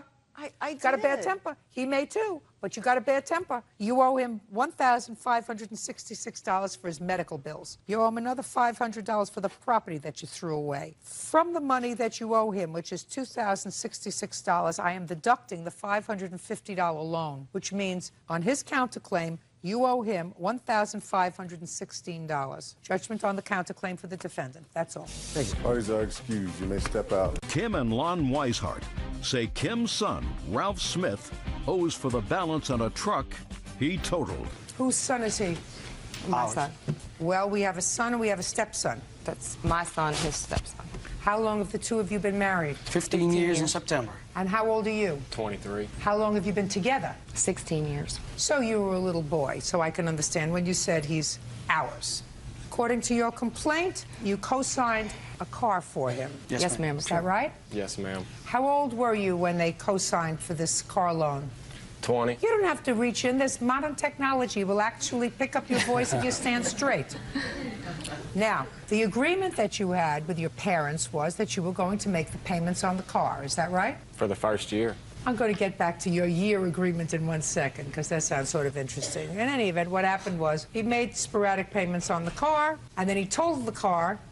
So what actually happened was we co-signed for the truck for him. He was doing very well at that time. They had just had their son, bought a new home, had a good job, and was doing very well. So we co-signed. He totaled the car, and you're making payments on it, on the loan. That's correct. Now, you want him to take over those payments. That's what the case is about, right? Yes, about paying his truck payments. Right. They co-signed the car, and you're going to convince me, sir, why I should believe that you only agreed to make the payments for the first year. Yes, I am. And I tell you, I am all ears. Okay, first, my parents flew into Tennessee from Texas, and he asked me, did we want to go out and look at trucks? Because my car seat wouldn't fit in my car, really, for my child, and his golf clubs wouldn't fit in there. So anyway, we go to look at cars, and he's saying he likes this truck and asked me if I like it. And I say, yeah, I like it, you know. And he's telling me how I need a truck for my car seat, for his golf clubs, for when they come into town, they can drive it, and I could drive it while they weren't in town. Keep going. Come on. That's let's it. I paid the first year's payments. I had money saved up from income taxes, and I told him I could make the first year's payment, and he said, don't worry about it, we'll make the rest. How many vehicles do you have? 2. One for you and one for? Them. One for them? Yeah, the wrecked one. Oh, we're not talking about the truck. How many vehicles did you have at the time that you were making the payments? I had one before the truck, including the truck, too.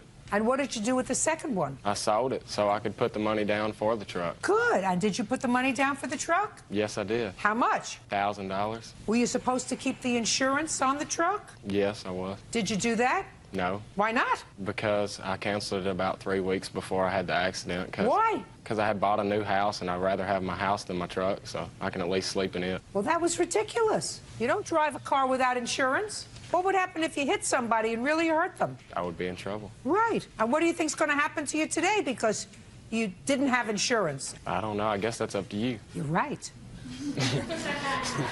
So we have pictures of the truck. We also have a copy of the loan agreement and then where we paid the truck payments from our checking, if you would like to see any of those. I also have some evidence also. They had co-signed for the car that I had sold. That's what I also had told him. That car ran fine. I didn't need another vehicle, but... You just told me that the car seat for your baby didn't fit in your car. It did. He said it didn't fit good enough. enough. No, you told me it didn't fit. It fit. I mean, we had to drive him around for a few months before then, so he had to fit somehow. Not necessarily.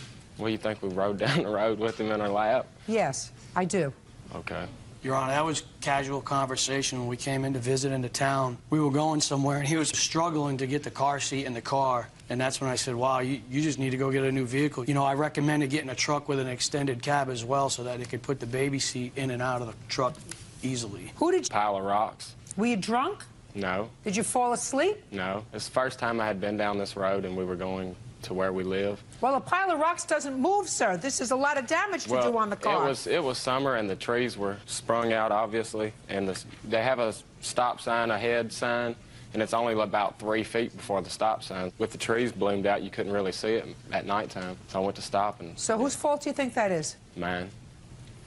I have the car anyway, like I was saying, that I had before. They co-signed for it. I paid every payment on it. I had 1 year lease, and I paid it off in 10 months. Well, sure. You know why? Because you still have it. Why would I not pay the truck if... Because of something that you just told me, sir, which was that you wrecked it. And you wrecked it at a time when you had no insurance on it, and you didn't have insurance on it because you chose to put money into your house rather than pay your car insurance. That's why you didn't pay them. That's the difference. Did I just answer your question? No. Well, I think I answered it. You may not like the answer, but I answered it. That's not why I didn't pay the payments. I did not pay the payments because I was only supposed to pay 1 year, and that's what No, did you make any payments, sir, after you totaled the truck? No, I didn't, because my Did you make payments before you totaled the truck? Yes, I did. But it was 1 year, and it had just so happened that... You mean just serendipitously? You wrecked the truck on the first-year anniversary. That was serendipitous. It was a month after. It was a month after he wrecked it. And, Your Honor, for that month of May, which made it up to a year, he didn't make that payment either. He was having a hard time at home with his family. They weren't getting along too well. Why weren't you getting along too well with your family? Because we were pinched for money. That's why I had to cancel my insurance. We wasn't making bills. We were stressed out. Well, that's unfortunate. Did you buy a house that was too much for you? No, I did not.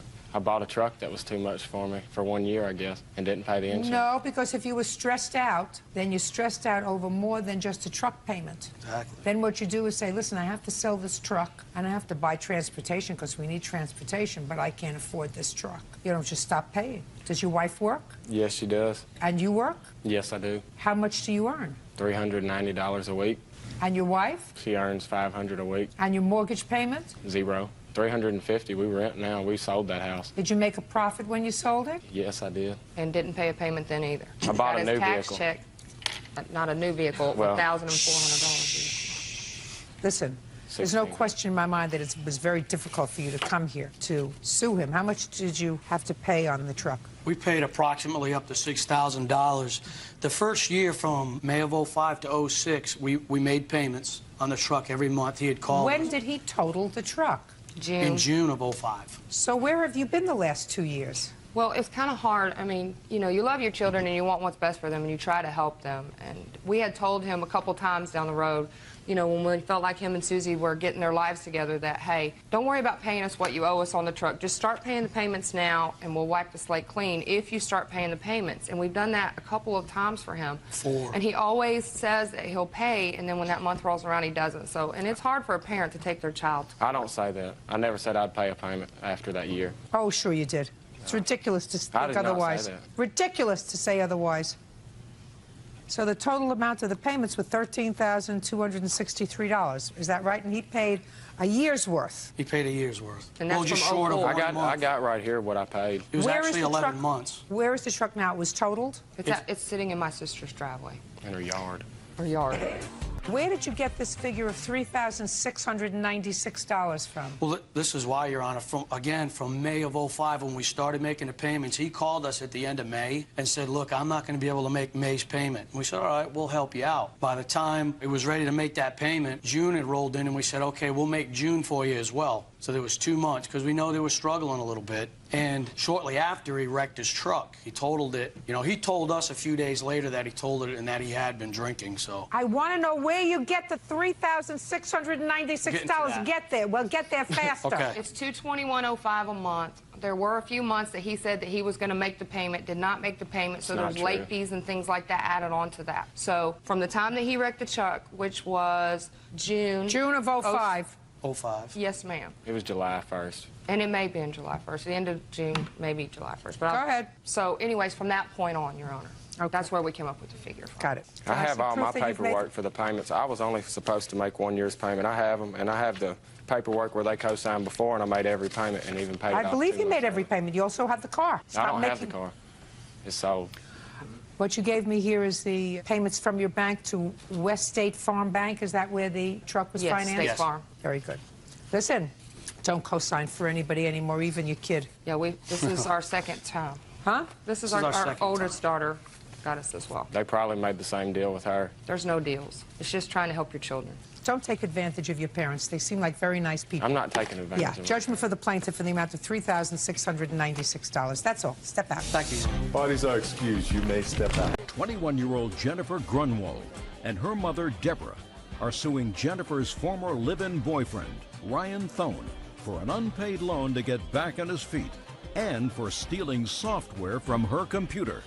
Miss Grunwald, this used to be your boyfriend, and according to the complaint that I read, that is both yours and your mother's, you lived with him for a period of time. When was that? He moved in May of 2005, and then he moved all of his stuff out by the mid-January of 2006. Moved out all of his stuff from an apartment that you shared together? That is correct. Now, according to this complaint, you took out a loan for him. That is correct. And you claim that he hasn't repaid the full amount of the loan. And your mother is here because she says that the two of you paid off that loan together after you broke up. You also claim that he took some software that didn't belong to him when he left. That is correct. I don't know what you're angry about that brings you to court 2 years later, but I'm sure you're going to tell me. When did you take out the loan? I took out the loan in May of 2005. What was it for? To pay off the rest of the loan for his car that he was unable to pay off. What was your car payment, sir? It was $164 a month. I sold my... Shh. How many cars did the two of you have when you lived together? One. Were you both using your car? We were using her car. So, when you say you had one car, this car payment was for whose car? My old car. I sold it before I moved in with her. Why did you do that? Because I wouldn't have been able to make payments on my insurance and the car and pay for half of the rent with her. So you sold that car, but you still had a payoff on the loan. Yes. What was the amount of the loan that she co-signed for? I don't know what the amount was because she took some money out for herself, too, to pay off credit cards. That, Your Honor, is a lie. Well, I don't know about that. Let's see what the... Well, this is strictly for the car payment. Let me see. Shh. Let me see. That is the exact amount that I had taken out on the loan. Okay. Let's see. $1,000. Is that right? And then there was some interest on it, too. The total was $1,081.56. How was that correct when I paid off my bank like $980? The amount she received was $1,000. And how much was the amount you paid off? $986? Yes. Well, then maybe she took out $14 and paid her own bills. That's fine. Now, you then stayed together 8 months after this loan was taken out. Yes. Mr. Thone says that he made payments payments. It's what he was required to do every month for 9 months. Is that what you're saying, sir? Yes. Who did you give the money to? Her. Your Honor, that's How? a lie. Shh. Did you have a joint checking account? No, we did not. Were you working? Yes, I was. All the time? Yes, I was. Your Honor, that's a lie. If you say it again, I'm going to dismiss your case and you're going to leave. Do you understand? I understand. How much was the rent? Rent was $292.50 a month. And you paid half? Yes, I did. Who did you pay the money to? Paid it to Jen, or else I'd write out the check to her landlord. Okay, so May, first payment is due. June was the very first payment. June 2005 on the 15th was the first payment that was due. Okay, I want you to show me that between June 2005 and December 2006 that you personally paid the loan.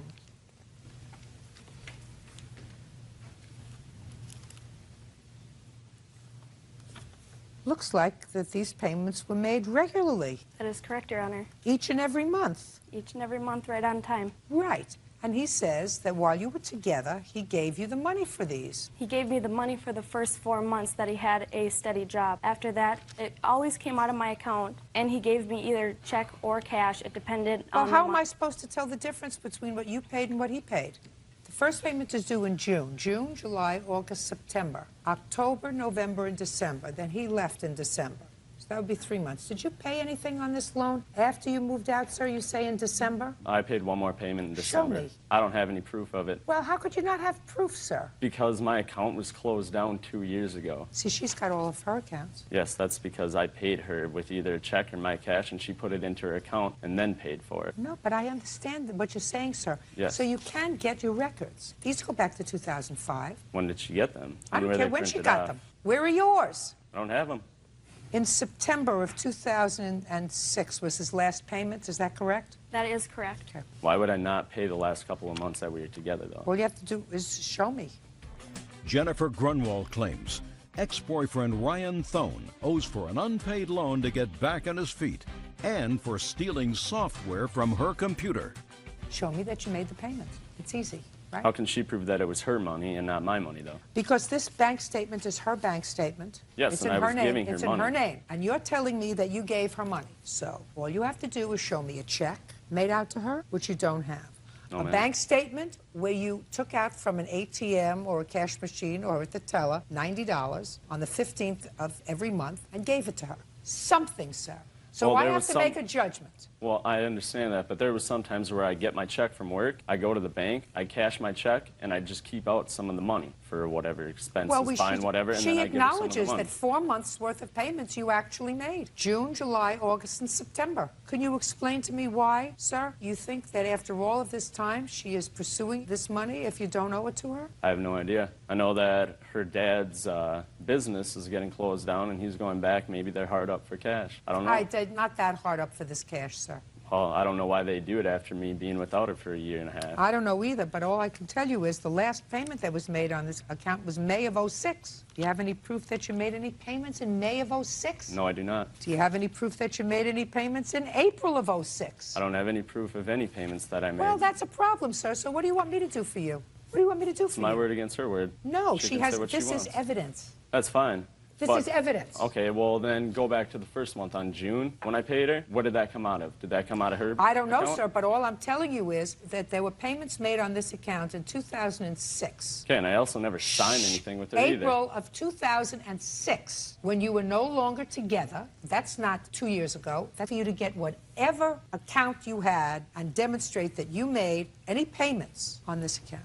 According to you, you weren't even together for 9 months because the first payment was due in June. I And moved you out. asked- I was living with a friend. When did you move out in December? I got all my stuff out the first couple of days in December because I stayed the So weekend then you wouldn't before. even have made December's payment. So you would have June, July, August, September, October, November.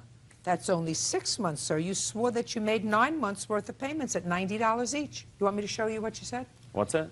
What word didn't you understand? I said, do you want me to show you what you said? You said, I made 9 payments of $90 to Jennifer. Yep. When? You just told me you moved out the first few days in December. When did you make April, $90? May, June, July, Not August, May! September. There's no May, sir. Yes, Here. there is. because No, I gave sir, the there's money. no May. She took it out in May. First payment, according to your contract, is due June 15th, 2006. Okay, contract, but I never signed anything. Your Honor, I know. Okay. And she's a cheater too. Excuse me? And kicks people out. Yeah. I would have kicked you out a long time ago. But get over the software. I don't even want to hear about software. Okay, Your Honor. Your Honor, I have one more thing to show you. Go ahead. I have Ryan's criminal record I don't have to see his criminal record. Well, I just was wanted under to prove 18 at that time too. Can I ask and you a she's question? in law enforcement Can I right ask you a now question? too. What? So it's probably how she got that. So You weren't losing that argument. I So know. why don't you just be quiet? because I don't think it's right that she took that out. Sue her. I can sue her because I'm over here. Judgment for the plaintiff in the amount of $1,188. Thank you. That's all. Deborah Didia is suing the father of her grandchildren, 23-year-old George Kwitek, for vandalizing her car. Deborah says during a fight with her daughter, George slammed the dashboard with his fist. Mr. Dia, this is your daughter's former boyfriend, and it is your claim that he is responsible for ruining the dashboard on your car. He was in the car. You were not in the car. In the car was Mr. Kwitek and your daughter. Yes. He was the passenger. She was the driver. Is that right? Yes, sir. Yes, ma'am. Why don't you sit down? Daughter, stand up. We'll see if there's first any liability, and then if there is, we'll find out what the damages were. Jessica, how long were you and George a couple? 3 years. Now, this whole argument, I gather, in the... It was sometime in March. Give me a date. March 9th. Thank you, George. This argument started, Jessica, I gather from George, because you had used a cell phone and ran up a bill of almost $900. Is that right, George? Yes, ma'am. And your mother was paying that bill? No, I was. But it's your mother's... It was in my mother's name. It was yes, in your ma'am. mother's name. So you were initially annoyed about the use I of was this... very upset, ma'am. Very upset. And I don't blame you. What kind of stupidity is that, to rack up a $900 phone bill? Actually, it wasn't $900, and... How much was it? It was... I was only over my minutes, like, only a little bit, and we shared a family plan between me, him, his brother, and his sister, and between all of us, we racked up the bill. It wasn't just my cell phone. What was yours? Mine was probably about $100 over. I mean, are you in business or anything? Is there any reason why you were $100 over your cell phone? No, it was probably just text messages. For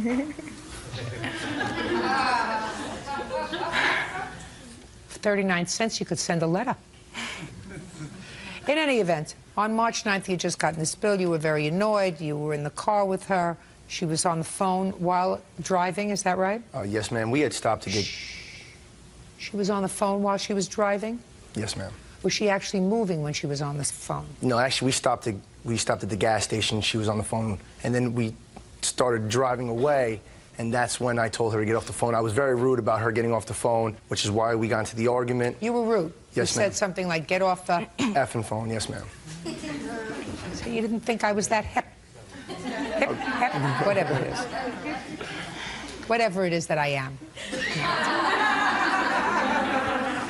And she said to you... Don't talk to me like that. So what did you do, Jessica? Well, at the time, I was speaking to my mother on the phone. I was having an important conversation. About what? About my children. You have children? We have 2 kids together. How old are your children? One's 21 months and one's 9 months. How old are you? 19.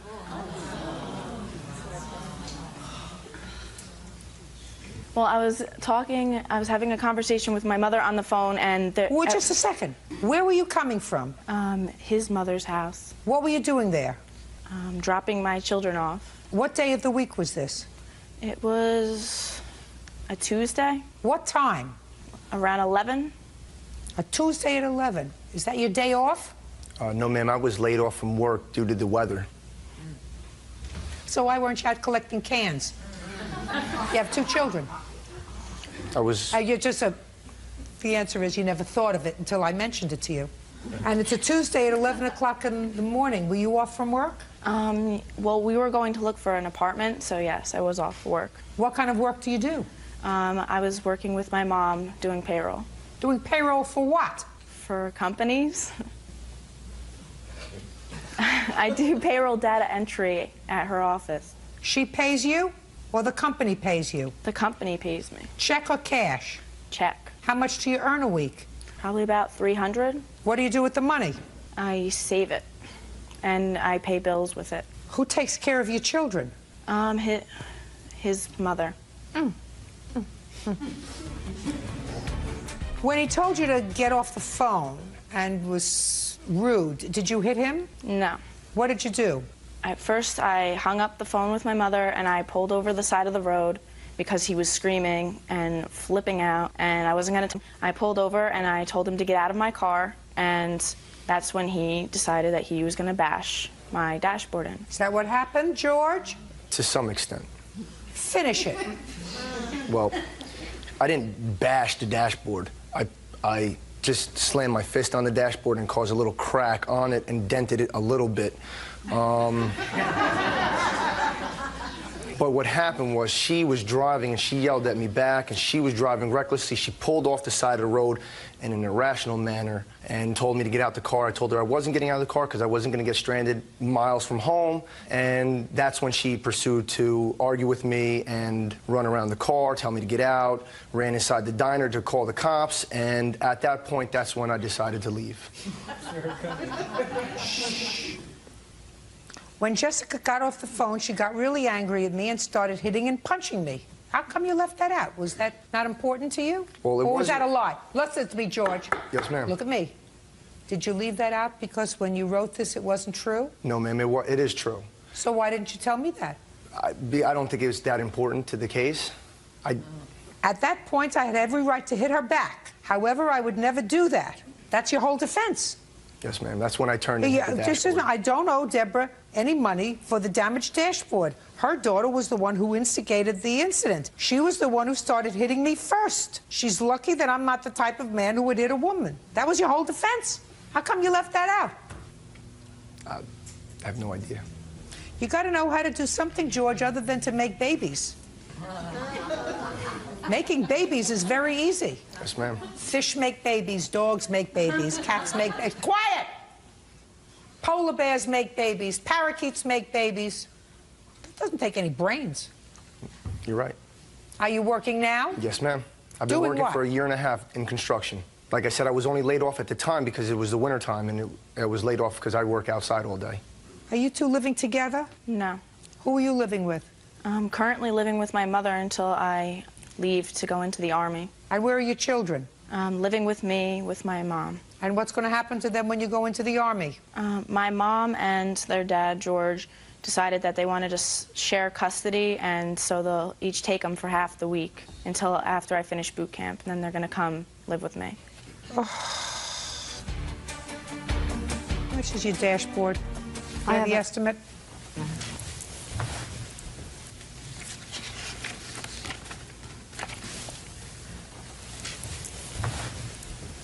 You don't need any more babies, Jessica. You have enough children now for a very long time. Did your mother tell you that? Yes. Ditto. You have other children at home? Yes, Your Honor. How many? I have 3 still living at home. 3? How old are they? Two 17-year-olds and a 12-year-old. How are you going to take care of these 2 babies when you have them? Well, we own our own business, and me and my husband are going to take turns taking care of them, working opposite shifts during the day, and the other days his mom will have them. It's only for about 7 to 8 weeks. Your mother stays at home? Yes, ma'am. Who supports the family? My father does, and I do. Judgment for the plaintiff in the amount of $1,622. That's all. Step out. Shakib Khan, Apu Biswas, Bubly, একটি সিনেমার নাম বলতে হবে। জাকির হোসেন রাজু পরিচালিত cinema. Apu Biswas, গোলাপ, পূর্ণিমা। ভালোবাসার লাল গোলাপ। উত্তর সঠিক হয়েছে। গুড। এবার দ্বিতীয় প্রশ্ন। অপু বিশ্বাস, মৌসুমী, শরৎচন্দ্র চট্টোপাধ্যায়। দেবদাস। এক্স্যাক্টলি। খুব ভালো উত্তর। তৃতীয় প্রশ্ন। পপি, অপু বিশ্বাস, সুভাষ দত্ত। ও আমার ছেলে। রাইট। এবার চতুর্থ প্রশ্ন। আলো, জীবন, সোহানুর রহমান সোহান। কথা দাও সাথী হবে। ওয়াও, ও মাই গড, ওয়াও, ব্রিলিয়ান্ট, খুব ভালো ছিল। পঞ্চম ও শেষ প্রশ্ন, শাকিব খান, অপু বিশ্বাস, বুবলি, একটি সিনেমার নাম বলতে হবে। এটা কোনো প্রযোজক হলে খুব ভালো হতো। আই গেস আপনি এটা পারবেন, একটু ভাবুন, মাথা খাটান, তাহলেই হবে। আই নো আপনি এটা পারবেন। না, আই ডোন্ট নো, সিরিয়াসলি। নাম দিয়ে ভাবুন, তাহলেই বের হয়ে যাবে। বাহ, এত ক্লু দিচ্ছে। 2011 সাল। জাকির হোসেন রাজু পরিচালিত সিনেমা। মনে পড়ছে না, অনেক সিনেমা তো ভুলে গেছে। ওকে, তাহলে 5-এ আপনি হেরে গেলাম। না না না, 4 পেলেন। 4 পেলেন। আচ্ছা, আমার শেষ দুটি প্রশ্ন নিয়ে কিছু সম্পূরক প্রশ্ন আছে, আমি কি সেটা করতে পারি? প্লিজ।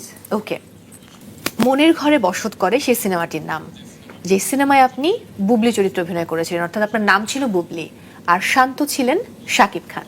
আচ্ছা, তখন কি একবারও ভেবেছিলেন যে বুবলি নামের আরেকজন আপনার পুরো পৃথিবীকে অশান্ত করে দেবে? কোথায়? সো তুমি যেটা বলছিলে যে উলটপালট, এখানে আমি একজন মানুষের নাম একদম প্রথমেই বলবো, সেটা হচ্ছে রাজ্জাক আঙ্কেল, নায়ক রাজ্জাক। একটা সময় তো তোমরা জানতেই যে আমাদের কবরী আপার সাথে অনেক ভালো একটা সম্পর্ক ছিল, তো উনি ওনার ব্যক্তিত্ব ধরে রাখেনি। তো এইটা উলটপালট কিছুই বলবো না, এটা হচ্ছে ব্যক্তিত্বের প্রবলেম, দ্যাটস ইট। যখন আপনি নায়িকা হননি বা ইভেন নায়িকা হওয়ার পরে কখনো জীবনে অভাবের মধ্যে কিংবা ফিনান্সিয়াল ক্রাইসিসে পড়েছেন? হ্যাঁ, পড়েছি, সেটা নায়িকা হওয়ার পরে এবং সাকসেসফুলি নায়িকা হওয়ার পরে। ও মাই গড, গল্পটা কেমন ছিল? ভীষণ ট্র্যাজেডি, কারণ এটা সময়টা বলে দিই, সেটা হচ্ছে আমার বাচ্চার পর যখন আমি বাংলাদেশে ব্যাক করি তখন। কিভাবে তখন ওভারকাম করেছেন? আমি ইদানিং হয়তো বা অনেকে ফলো করে, আমি একটু গোল্ড পরতে পছন্দ করি। আসলে আমি গোল্ড পরতে পছন্দ করি না, আমার কাছে মনে হয়েছিল যে আমার ওই সময়টা গোল্ড আমাকে অনেক সাপোর্ট করেছিল, কারণ আমি একটা সময় তো প্রচুর শো কাজ করেছি, বিভিন্ন দেশে যাওয়া হয়েছে, খুব স্বাভাবিকভাবেই তুমিও যাও।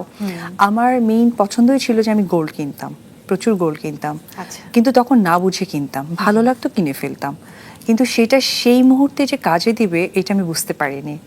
আমি প্রচুর অ্যামাউন্টের গোল্ড বিক্রি করে ফেলেছিলাম সেই সময় নিজেকে সুন্দরভাবে প্রেজেন্ট করার জন্য, সব কিছুর জন্য। তো সেই সময়টা গোল্ডের মর্যাদা বুঝেছি এবং ফাইন্যান্সিয়ালি একটা মানুষ বিপদে পড়লে কিভাবে দিন পার করতে হয়, কিভাবে মিতব্যয়ী হতে হয়, কিছুটা শিক্ষা নিয়েছি।